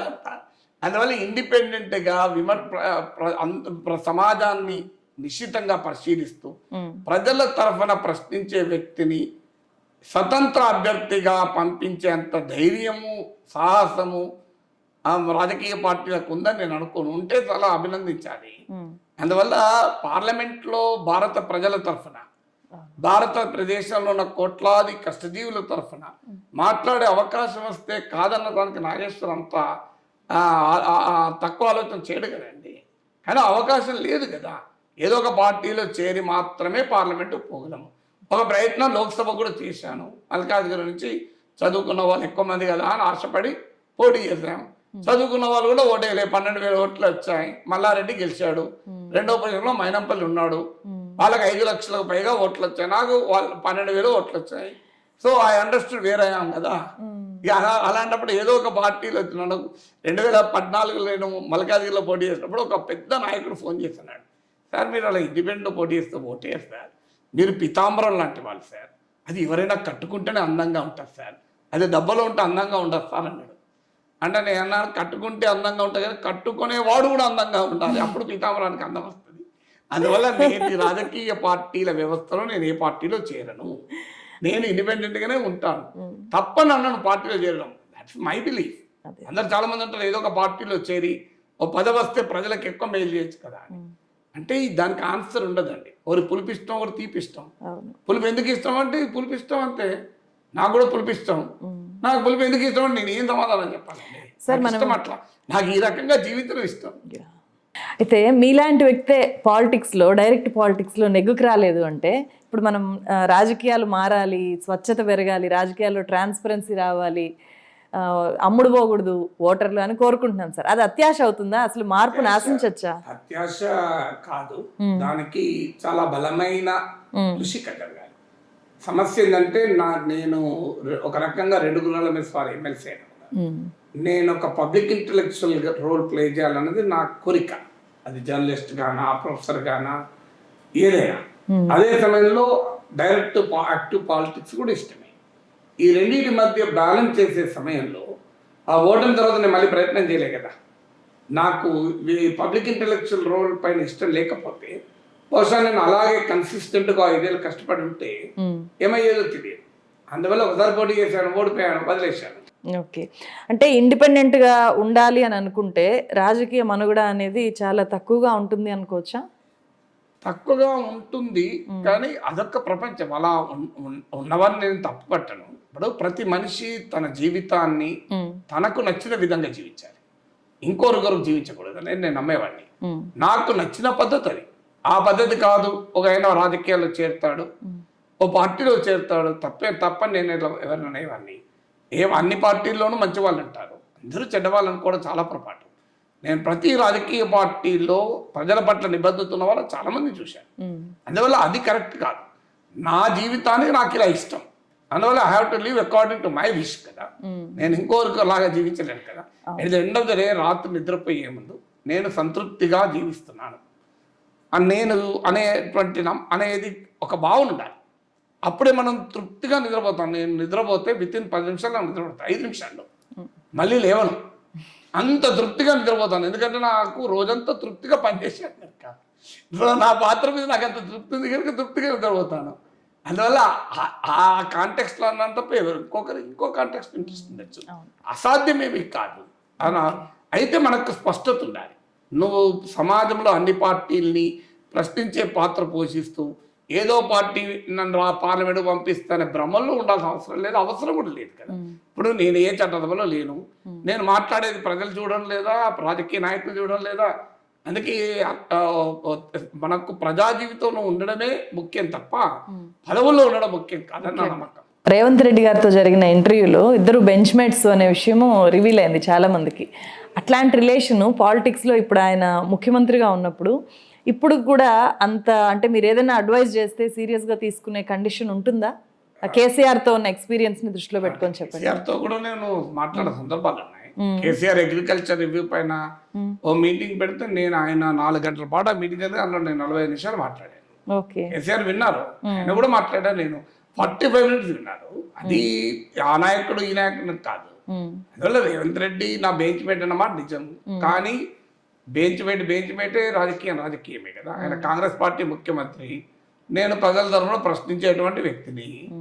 సో ఆ రకమైన నాకు ఆ మాటకు చాలా మంది రాజకీయ నాయకులు వ్యక్తిగతంగా చాలా సన్నిహితంగా పరిచయం ఉన్న వాళ్ళు అన్ని పార్టీలో ఉన్నారు. ప్రతి రాజకీయ పార్టీలో, ఒక్క పార్టీలోనే కాదు. నేను ఒక పొలిటికల్ జర్నలిస్ట్ అండి, పేపర్లో చూసి మాట్లాడతానా? సో రాజకీయ నాయకులతో సంబంధాలు లేకుండా రాజకీయాల గురించి ఎలా మాట్లాడతాను? సో క్రికెటర్లో సంబంధాలు ఉండవా? లేదా స్పోర్ట్స్ ప్లేయర్లతో సంబంధాలు ఉండవా? సంగీత విద్వాంసులతో సంబంధం ఉండదా? సో రాజకీయ జర్నలిస్టులు రాజకీయ నాయకులతో సంబంధం ఉండకపోతే ఎవరితో సంబంధాలు ఉంటాయి? మేడంతో మాట్లాడినప్పుడు కొంత చెప్పారు. మీరు మేడం గురించి, శ్రీలక్ష్మి గారి గురించి మీరు ఏం చెప్తారు? నాకు చాలా గొప్ప స్నేహితురాలు. ఓకే, ఎందుకు స్నేహితురాలు అంటే ప్రపంచమంతా మా ఇంట్లో చర్చకు చేస్తుంది. అమర్త్య సేన్ ఈ మధ్య బయోగ్రఫీ రాస్తాడు, హోమ్ ఇన్ ద వరల్డ్ అని. అంటే ఇంట్లోనే ప్రపంచం అనే పుస్తకం రాశాడు. అంత గొప్పవాళ్ళని కాదు, కానీ నేను ఆ ఇంట్లో అనేక అంశాలు ఆమెతో చర్చిస్తాను కనుక షీఈ్ ఎ ఫ్రెండ్, అందులో అనుమానం లేదు. మీరు చేసే విశ్లేషణల్లో మేడం ఆమె చాలా ప్రభావం కూడా ఉంటుందా? ఆ ప్రభావం కన్నా ఆమె క్రిటిక్ చాలా విమర్శనాత్మకంగా ఉంటుంది. బహుశా నేను రాసిన వ్యాసాలు, నేను మాట్లాడిన వీడియోలో అత్యధికంగా చదివింది చూసింది ఆమె అనుకుంటాను. ఆమెతో ఇంకొకటి ఏంటంటే ఫ్యామిలీ వరకు టోటల్గా ఆమె చూసుకుంటుంది. అందువల్ల నేను ఈ పని చేయగలుగుతున్నాను, లేకపోతే ఈ పని నేను చేయలేను. ఇప్పుడు మా అమ్మ నాన్నలైనా పిల్లలైనా అన్ని విషయాలు ఆమెదే బాధ్యత తప్ప నాకు ఏ బాధ్యత లేదు. మీది ప్రేమ వివాహమా? కాదండి, వివాహం తర్వాత ప్రేమ. ఇవాళ ప్రేమ వివాహమా, వివాహం తర్వాత అయిన ప్రేమ అన్నది కాదు. వైవాహిక జీవితంలో ప్రేమ ఉండాలి, అది ముఖ్యం. లవ్ బిఫోర్ ఆర్ ఆఫ్టర్ కాదు, they should be love in the marriage. So అందరూ మీరే కాదు, చాలా మంది అడుగుతారు మమ్మల్ని చూసిన వాళ్ళంతా. సో ఇది ప్రేమ వివాహం కాదు, పెళ్ళైనాక ప్రేమ. సో బట్ ఒకటి మీకు ఒక ఉదాహరణ 2 ఉదాహరణలు చెప్తాను. మా ఇంట్లో మా అమ్మ, మా అన్నయ్య, మా అక్క, చెల్లె, ఇద్దరు, మా నాన్న, అందరికీ నాకన్నా ఎక్కువ పాపులర్ ఆమె. సో మా నాన్న నిమ్స్లో చివరి రోజులు కాన్షియస్నెస్ ఉందా లేదా అని అనుమానం వస్తున్న దశ. ఆ సమయంలో ఆయన టెస్ట్ చేస్తానికి అప్పటిదాకా ఉండి నేను బయటికి వెళ్ళాను. మా మిస్సెస్ ఉంది, నన్ను పిలిపించారు, సార్ని రమ్మనండి అని. ఎందుకంటే సార్ రావాలి అని. నేను వెళ్ళాక అర్థమైంది నన్ను ఎందుకు పిలిపించారు అని. సార్ మీ నాన్న స్పందించడం లేదు సరిగా, నేను అప్పటిదాకా ఉండి అప్పుడే ఏదో పని నుండి బయటకు వచ్చాను. వెంటనే మళ్ళీ పరిగెత్తుకుంటూ లోపలికి వచ్చాను. అందుకని ఒక్కసారి మీరు 2-3 సార్లు పిలవండి సార్, స్పందిస్తాడో లేదు చూద్దామని. అంటే గట్టిగా నాన్న ఒక 2-3 సార్లు అన్నాను. కదలిక లేదు, చలనం లేదు. ఈ లోపల మా మిస్సెస్ ముందుకు వచ్చి మామయ్య అన్నది ఒక్కసారి గట్టిగా. ఇలా తిరిగి చూసారు ఒక్కసారి. డాక్టర్ మేడం ఇది తెలిస్తే మేము సార్ని రమ్మనే వాళ్ళం కాదు, సార్ పిలిస్తే స్పందిస్తలేడు, మీరు పిలిస్తే స్పందిస్తున్నారు. అందువల్ల అంత అనుబంధం. అంటే హాస్పిటల్ తీసుకెళ్తే చాలా మంది డాక్టర్లు మా నాన్న చనిపోయాక ఏంటమ్మా మీ నాన్నగారు బాగున్నారా అని అడిగేవాళ్ళు. మా నాన్న కాదుగా మా మామయ్య అని చెప్పేది. ఒకరోజు మా అమ్మ నాన్న ఉండే కమ్యూనిటీ వాళ్ళు మాతో 11-12 ఏళ్ళు ఉన్నారు. అలాగే మా అన్నయ్య వాళ్ళ ఫ్లాట్లో కూడా కొన్ని రోజులు ఉన్నారు. అక్కడ ఆ కమ్యూనిటీలో ఒకరోజు అది అందరూ ఓల్డ్ ఏజ్ వాళ్ళు ఉంటారు. అందువల్ల వాళ్ళకు ఆ కమ్యూనిటీలో నచ్చింది, ఎందుకంటే అందరితో గడపచ్చు, కాలక్షేపం చేయొచ్చు అని. ఉన్న సమయంలో పోటీలు జరిగాయి ఆ ఓల్డ్ పీపుల్కి. మా అమ్మ ఏదో దాంట్లో ఫస్ట్ వచ్చింది. దానికి చీఫ్ గెస్ట్గా నేను అప్పటికి ఎమ్మెల్సీ. సో ఎమ్మెల్సీగా భార్య కనుక ఆమెను పిలిచారు.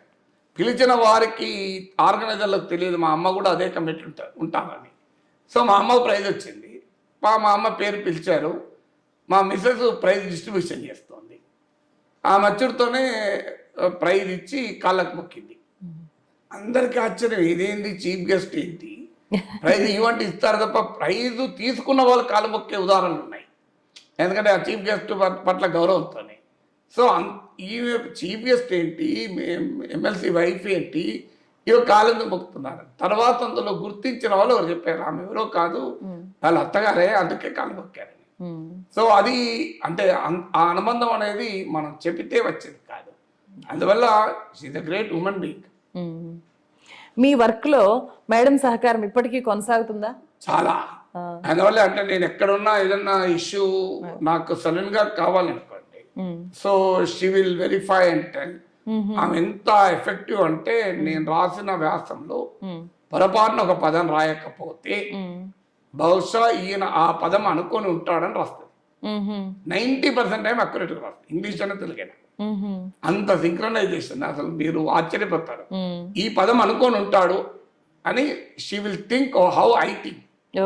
సో అందువల్ల నా థాట్ ప్రాసెస్ ఆమెకు అర్థమవుతుంది కనుక ఆ థాట్ ప్రాసెస్ కు తగినట్లుగా అక్కడ పదం రాస్తుంది. చెప్పారు కదా, ఇంకా నేను అర్థం చేసుకోవడానికి ప్రయత్నం చేస్తూనే ఉన్నాను, పూర్తిగా ఎప్పటికీ ఆశ్చర్యపోతున్నాను.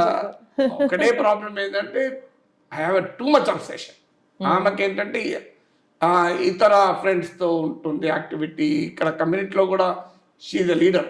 అన్ని పండుగలు ఆమె జరగదు. సో ఫ్యామిలీ ఫంక్షన్స్ ఆమె అన్నిటి బ్యాలెన్స్ చేస్తుంది. నేను అంత బ్యాలెన్స్ చేయను.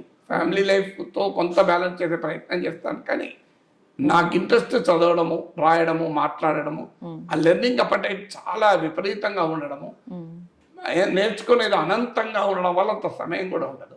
ఆమెకున్నంత అభిరుచి నాకుండే అవకాశం లేదు. ఇప్పుడు సినిమాలకు ఎక్కువ పోతుంది, హోటళ్ళకి ఎక్కువ పోగలుగుతుంది. నాకు అసలు నేను హోటల్కి వెళ్తే చిరాకులేస్తున్నాను. సో నాకు ఆ ఆసక్తి లేదు, ఆమెకున్న ఆసక్తి ఉంది. అందువల్ల నేను ఏమంటానంటే నీ ఆసక్తి నా ఆసక్తి కలవాల్సిన అవసరం లేదు. నీ ఆసక్తిని, నీ అభిరుచిని నీవు స్వేచ్ఛగా పాటించు. నా ఆసక్తి నా అభిరుచిలో అడ్డుపడకు, అంతే చాలు. ఎవరి ఇంట్రెస్ట్ వాళ్ళైతే. రాజకీయాల్లో ఉండే వాళ్ళకి, సినిమాల్లో ఉండే వాళ్ళకి వారసత్వాలు కొనసాగుతాయి కదా, అట్లా జర్నలిజంలో వారసత్వం ఏమైనా కొనసాగే అవకాశం ఉందా లేదా? అంటే మాకు ప్రయత్నాలు ఏమైనా జరిగాయా? ఇద్దరు పిల్లలు, బాబు పెద్దవాడు, కూతురు చిన్నది. వాళ్ళిద్దరు కూడా చాలా ఇండిపెండెంట్ మైండెడ్. ఒక రకంగా వాళ్ళ బాధితులు, విక్టిమ్స్. ఎందుకంటే వాళ్ళకి చిన్నప్పుడు మార్కులు ఎక్కువ వస్తే ఏముంది, ప్రొఫెసర్ నాగేశ్వర్ కొడుకు, ప్రొఫెసర్ నాగేశ్వర్ కూతురు, నీకు రావడం ఏమున్నది, ఆశ్చర్యం ఏమున్నది అని ఎవరు పట్టించుకోకపోయేవాళ్ళు. రాకపోతే నాగేశ్వర్ కూతురు, నాగేశ్వర్ కొడుకు అయినా రావాలని తిట్టేవాళ్ళు. సో వచ్చినప్పుడు మాకు గుర్తింపు లేదు, రానప్పుడు మాకు గుర్తింపు లేదు అనే బాధితులు వాళ్ళు.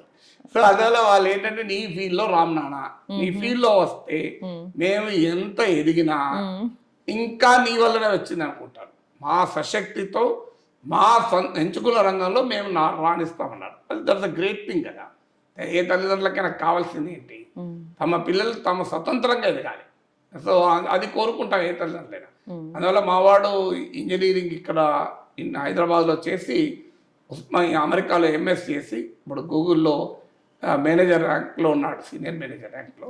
సో కూతురు కూడా ఇక్కడ బిట్స్ హైదరాబాద్ క్యాంపస్ నుంచి గ్రాడ్యుయేట్ అయ్యారు. అయిన తర్వాత ఆమె యొక్క multinational consulting agency Bain and కంపెనీలో 1 year చేసింది. ఇప్పుడు housing.com చేస్తుంది. ఇద్దరు కూడా ఎంటర్ప్రీనర్షిప్ ఇష్టం. సో స్టార్ట్అప్ పెట్టాలని దానికి ఇష్టం. అలా వారి ఇష్టాలు వాళ్ళు అయితే సమాజం పట్ల అవగాహన ఉన్న వాళ్ళు, సమాజాన్ని బాగుండాలని కోరుకునే వాళ్ళు, సమాజానికి ఏదో ఒకటి ఉపయోగపడే పని చేయాలని కోరుకునేవాళ్ళు. బట్ ఇండిపెండెంట్గా మాకు గుర్తింపు రావాలి.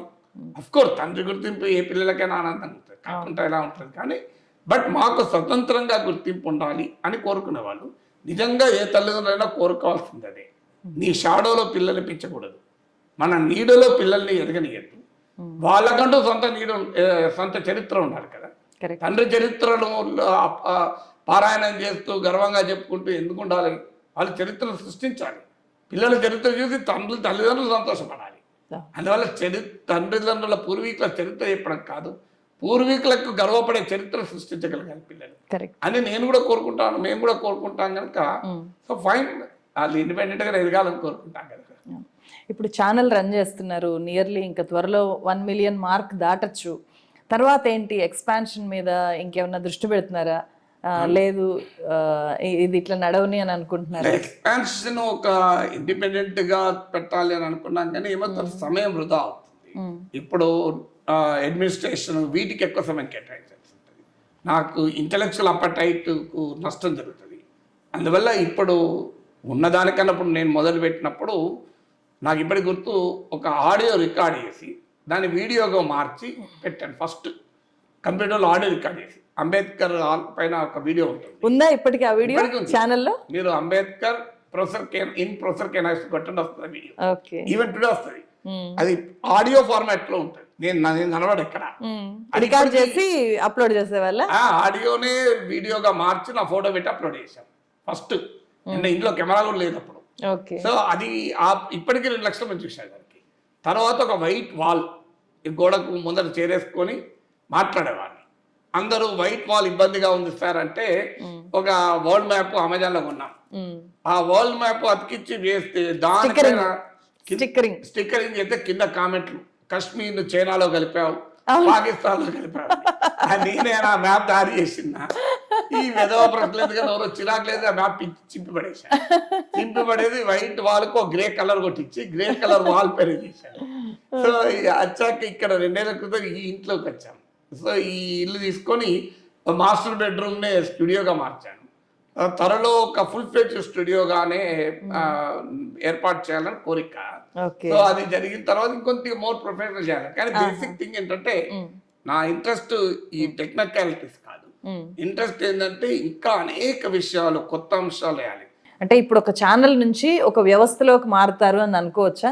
అంటే ఎక్స్పాన్షన్ అంటే ఎట్లా ఎక్స్పాన్షన్? ఒక ఫుల్ ఫ్లెడ్జ్డ్ గా అని అన్నారు కదా. ఫుల్ ఫ్లెడ్జ్డ్ గా ఛానల్ చేసే ఆలోచన లేదు. ఎందుకంటే దానికి సమయం ఎక్కువ తీసుకోవాల్సి, అంటే నువ్వు 30 మందిని పెట్టుకొని వాళ్ళకు గైడెన్స్ ఇస్తూ, ఇప్పుడు అది నేను చేయాల్సిన పని కదా, నా పిల్లలు చేయాల్సిన పని. నేను చేయాల్సిన పని ఏంటంటే నా అభిరుచి ఆసక్తితో ఏదైతే చేస్తూ వచ్చానో దాన్ని మరింత వైవిధ్యభరితంగా, మరింత ఉపయోగకరంగా, మరింత ఎక్కువగా చేయాలన్నది ఆలోచన. అందువల్ల ఇప్పుడు డైవర్సిఫికేషన్ అనేది లేదు, ఎన్రిచ్మెంట్ మాత్రమే. ఏమైనా ఉంటే నెక్స్ట్ తరం చేసుకోవాలి, వాళ్ళ పనులు వాళ్ళు చేసుకోవాలి. సో ఇందులో ఏంటంటే అందులో సంతృప్తి ఉంది, అన్నిటికీ మించి గుర్తింపు ఉంది, ఆనందం ఉంది. సమయం కూడా ఉండలేదు. రోజు 16 గంటలు పనిచేసినా చదవాల్సింది ఇంకా మిగిలే ఉంటుంది, రాయాల్సింది ఇంకా మిగిలే ఉంటుంది, మాట్లాడాల్సింది ఇంకా మిగిలే ఉంటుంది. అయితే ఆధునిక టెక్నాలజీ వస్తే దాన్ని సొంతం చేసుకోవాలి. ఆర్టిఫిషియల్ ఇంటెలిజెన్స్ వస్తుంది. రేపు ఇప్పుడు ఏ అవతార్ అంటే మనం కనబడతాం, మనలాగానే ఉంటాం, మన వాయిస్ లోనే మాట్లాడుతుంటారు. ఇప్పుడు ఏ యాంకర్స్ వచ్చారు. ఇప్పుడు ఏ యాంకర్ కాకుండా ఏ అవతార్ అనిస్తుంది. ఇంకా తెలుగులో రాలేదు, ఇంకా 2-3 ఏళ్ళు పడుతుందేమో. ఇంగ్లీష్ లో అయితే కొంత క్లోనింగ్ అయింది వాయిస్. రేపు నిజంగా అలాంటివి వచ్చింది అనుకోండి. సో అందులో ఏ అవతార్ ఒకటి తయారు చేసి, నేను మాట్లాడలేని సమయం లేని, నేను అందుబాటులో లేని టైంలో నేను రాసినవి, నా ఆలోచనలు ఆ ఏ అవతార్ ద్వారా ప్రజెంట్ చేయొచ్చు. రేపు మెటావర్స్ రీసెర్చ్ జరుగుతోంది. ఇప్పుడు మనమున్న ఫీల్డ్ ఆగ్మెంటెడ్ రియాలిటీ వరకే ఉన్నాం. రేపు చాట్ జీపీటీ, మెటావర్స్ ఈ ప్రపంచంలోకి ఎంటర్ అవుతున్నాం. బహుశా అలా అయితే ఆ మెటావర్స్ లో కూడా ఎంటర్ అయ్యి కూడా నేనేమన్నా చేయగలనా? అందువల్ల ఆధునిక టెక్నాలజీని నిరంతరం అలవర్చుకోవాలి, నిరంతరం ఇంటర్నలైజ్ చేసుకోవాలి. ఇప్పుడు నేను పేపర్లో రాసే రోజులుండే, కాగితం పైన పెన్నుతో రాసిన రోజులు, వ్యాసాలు రాసేవాడిని. ఆ దశ నుంచి ఇంటర్నెట్ వచ్చింది. 1996లో మేము మ్యాగజైన్ నడిపేవాళ్ళం, ఎనాలిసిస్ అని. ఫస్ట్ ఇష్యూలోనే ఇంటర్నెట్ గురించి వ్యాసం వేశాను. కంప్యూటర్ ఆధారిత ప్రపంచ సమాచార రహదారి ఇంటర్నెట్ అని 1996 సెప్టెంబర్. అంటే ఇండియాకి ఇంటర్నెట్ రాకముందే నేను ఇంటర్నెట్ వాడానని క్లెయిమ్ చేసుకోలేను, కానీ ఇంటర్నెట్ గురించి రాశాను. సో అంతవరకు ఎవరి మీద సెటైర్ వేశారా? నేను నిజం చెప్తున్నాను, నేనైతే ఇంటర్నెట్ రాకముందు వాడలేదు, కానీ ఇంటర్నెట్ గురించి కరెక్ట్ వచ్చిన సమయంలో రాశాను. So satire is also pleasant thing. Yes, sir. Yes, sir. So Tenali Ramalingadu వికట కవి అంత బ్రహ్మాండమైన సెటైర్ వేసే కదా పాపులర్ అయ్యాడు. సెటైర్ అయ్యాలి, వికటంలో తప్పు కాదని సెటైర్ కాదు, నేను రియల్ గా చెప్తాను. అంటే చాలా మందికి ఎవరో గుర్తొచ్చుంటారు. అంటే నేను నాకెవరు గుర్తున్నా, నాకు ఇంటర్నెట్ గుర్తొచ్చి మాట. Okay sir. సో ఇంటర్నెట్ మీద మొదటి ఆర్టికల్ రాశాను, ఓకే అంటే ఎగ్జాంపుల్ చెప్తున్నాను. Yeah sir. సో అట్లా ఆధునిక టెక్నాలజీని నిరంతరం అలవర్చుకోవాలి. సో అలవర్చుకొని దాన్ని మనము టెక్నాలజీ కన్నా హెడ్ ఉండాలి. సో ఆధునిక టెక్నాలజీ కన్నా మనం ముందుండాలి. ఆ రకమైనటువంటి ప్రయత్నం చేయాలి. బట్ సమయం అన్నిటికీ ముఖ్యం ఏంటంటే సమయం. సో ఉన్నది 24 గంటలు, 16 గంటలు పనిచేయగలుగుతున్నాం. 18 గంటలే 20 గంటలే చేయలేం కదా, ఆరోగ్యం కూడా చూసుకోవాలి కదా. అందువల్ల ఆరోగ్యంగా ఉంటూ పనిచేయాలి. అందువల్ల ఎక్సర్సైజెస్ పైన కేంద్రీకరించాలి, ఫిజికల్గా ఫిట్నెస్ ఉండాలి, అవన్నీ కూడా చూసుకుంటూ నువ్వు నీ పని చేయాలి కదా. Yes sir. సార్ నేను ఒక కమ్యూనిటీలో పోస్ట్ పెట్టాను, ఒక 5 ప్రశ్నలు అడుగుతాను నాగేశ్వర్ సార్ని మీ తరఫున అని చెప్పి అడిగితే లిటరల్గా 1100కు పైగా ప్రశ్నలు వచ్చాయి. వాటిలో నుంచి అన్నీ మనం అడగాలి అంటే 4-5 రోజులు, వారం రోజులు పెట్టుకోవాలి. చాలా అంటే ఎంత ఆసక్తిగా ఉన్నారు వ్యూయర్స్ మీ గురించి తెలుసుకోవడానికి అని. నేను ఎక్కువ మీరు చేసే రాజకీయ విశ్లేషణల్లో మీ పర్సనాలిటీ, మీకుండే అపటైట్ తెలుస్తూ ఉంటుంది కాబట్టి పర్సనల్ లైఫ్ గురించి ఎక్కువ టచ్ చేశాను. అయినా కొన్నిటిని సెలెక్టెడ్గా వాళ్ళు అడిగినవి నేను వాళ్ళకి ప్రామిస్ చేశాను కాబట్టి మిమ్మల్ని అడుగుతున్నాను. So who are what is the best inspiration? Truth, సత్యం మించిన స్ఫూర్తి ఇంకేది ఇవ్వదు. 3 best pieces of advice to youth. నేర్చుకోండి, నేర్చుకోండి, నేర్చుకోండి. అవే లర్న్. రిజర్వేషన్స్ మీద మీ అభిప్రాయం క్లుప్తంగా? రిజర్వేషన్లు అనేది సమాజంలో అసమానతలు ఉన్నంత కాలం, ఆదాయంలో అసమానతలు, ఆస్తుల్లో అసమానతలు ఉన్నప్పుడు అనివార్యంగా డబ్బున్న వారికి రిజర్వేషన్ ఉంటుంది. ప్రభుత్వం సామాజికంగా రిజర్వేషన్ ఉంది. చాలామంది సామాజికంగా ఉన్న రిజర్వేషన్లనే చూస్తారు, డబ్బున్నవాడు రిజర్వేషన్ లేదా? రిలయన్స్ అధినేత ముఖేష్ అంబానీ కొడుకు రిలయన్స్ కంపెనీలకు అధినేత అయ్యాడు, ఆయన కన్నా మెరిటోరియస్ పర్సన్ లేడా ఇండియాలో? చాలామంది ఉంటారు కదా, మరి ఎందుకు కాలేదు అంటే అక్కడ రిజర్వేషన్ ఉన్నట్టే కదా. అందువల్ల మనం అసమానతలను తొలగించే క్రమంలో రిజర్వేషన్లో అనేక మార్పులు రావాలన్నది నిజం. కానీ సమాజంలో అసమానతల్ని ఉన్న సమయంలో అనివార్యమవుతుంది కదా. అంటే ఆ పరుగు పందెంలో తమ స్థితిగతుల వల్ల సమాన స్థాయిలో పరుగు తీయలేని వారి పట్ల రాజ్యం ఒక సానుకూల దృక్పథంతో ఉండాలి కదా. ఇంకో ప్రశ్న, యూత్ పాలిటిక్స్లో సక్సెస్ కావాలి అంటే ఏం క్వాలిఫికేషన్స్ కావాలి? సక్సెస్ కావాలి అనే దానికి నేను సలహా చెప్పను. ఎందుకంటే సక్సెస్ ఇవాళ రాజకీయాల సక్సెస్కు 3 సరుకులు మారిపోయాయి. అందువల్ల ఆ 3 సరుకులు చెప్పడానికి నేను ప్రశాంత్ కిషోర్ని కాదు, నేను నాగేశ్వర్ను. నేను చెప్పేది యూత్ ఒక ప్రజల పట్ల నిబద్ధతతో ప్రజల జీవితాల్లో మార్పు తేవడానికి రాజకీయాల్లోకి రావాలని కోరుకుంటాను. కొన్ని ర్యాపిడ్ ఫైర్వి బహుశా ఇప్పటికీ మీరు అన్ని క్వశ్చన్లు నేను ర్యాపిడ్ ఫైర్ చెప్పాను. ర్యాపిడ్ ఫైర్ గా మీరు చెప్పారు, బట్ ఇంకా కొంచెం ఫాస్ట్ గా ఎక్స్పెక్ట్ చేయాలి. ప్రొఫెసర్ నాగేశ్వర్, దేవుడు ఉన్నాడు అని నమ్ముతారా, నమ్మరా? అనవసరమైన చర్చ అంటాడు. పేదరికం ఉంది, అసమానతలు ఉన్నాయి, ఆకలి ఉన్నాయి, దారిద్ర్యం ఉన్నది. కనబడుతున్న వాటి మీద పోరాడకుండా అనవసరమైన చర్చ వల్ల ఉపయోగం ఏంటి? దేవుడు ఉన్నా లేకపోయినా ఇవేత మారాలిగా. మీ ఫేవరెట్ పొలిటికల్ లీడర్? సార్ ఒకటే లైన్లో, సార్ ఒకటే పదంలో అయినా పర్వాలేదు. నేను వ్యక్తి ఆరాధనకు వ్యతిరేకం. మీ ఫేవరెట్ ఫిలాసఫర్? సత్యం ఏ తత్వంలో ఉన్నా నేను దాన్ని అభిమానిస్తాను. ఒక్క లైన్లో నరేంద్ర మోదీ మీద మీ అభిప్రాయం? భారతదేశంలో అత్యంత జనాదరణ కలిగిన నాయకుడు. ఒక్క లైన్లో రాహుల్ గాంధీ మీద మీ అభిప్రాయం? నరేంద్ర మోడీని ప్రశ్నించేటువంటి రాజకీయ నాయకుల్లో అత్యంత జనాదరణ కలిగిన నాయకుడు. బాగుంది సార్. కేటీఆర్ మీద మీ ఒపీనియన్? Very smart. రేవంత్ మీద మీ అభిప్రాయం? తెలంగాణ ప్రజలు కోరుకుని ఎన్నుకున్న ముఖ్యమంత్రి. జగన్మోహన్ రెడ్డి మీద మీ అభిప్రాయం? కాంగ్రెస్ పై తిరుగుబాటు చేసి గెలవగలిగాడు. ప్రొఫెసర్ నాగేశ్వర్ చేతిలో అధికార మంత్రదండం ఉంటే తీసుకునే ఒకే ఒక నిర్ణయం, ఫస్ట్ డెసిషన్? ప్రజలందరికీ నాణ్యమైన విద్యా వైద్యం ఇస్తాను. విద్యా వైద్యంలో ఫస్ట్ ఏది? ఫస్ట్ విద్య, ఎందుకంటే విద్య ఉంటే ఆటోమేటిక్గా వైద్యం తెచ్చుకోగలడు. అంటే మన ఇద్దరము జర్నలిస్టులం కాబట్టి సార్, జర్నలిజంలోకి రావాలనుకునే వాళ్ళకి మీ సూచన, అడ్వైజ్ ఏంటి?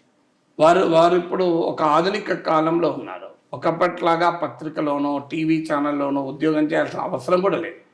నీవు ఫేస్బుక్లో నీ అభిప్రాయాలు చెప్తే అది జర్నలిజమే, ట్విట్టర్లో నీ అభిప్రాయం వ్యక్తం చేస్తే అది జర్నలిజమే, నువ్వు యూట్యూబ్లో మాట్లాడితే అది జర్నలిజమే.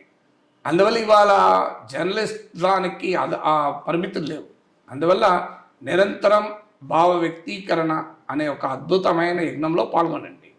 ఎందుకంటే దానికి ప్రాతిపదిక బాగా అధ్యయనం చేసి సమాజానికి ఉపయోగపడే అభిప్రాయాల్ని, భావాల్ని ఏర్పరచుకుని వ్యక్తీకరించండి.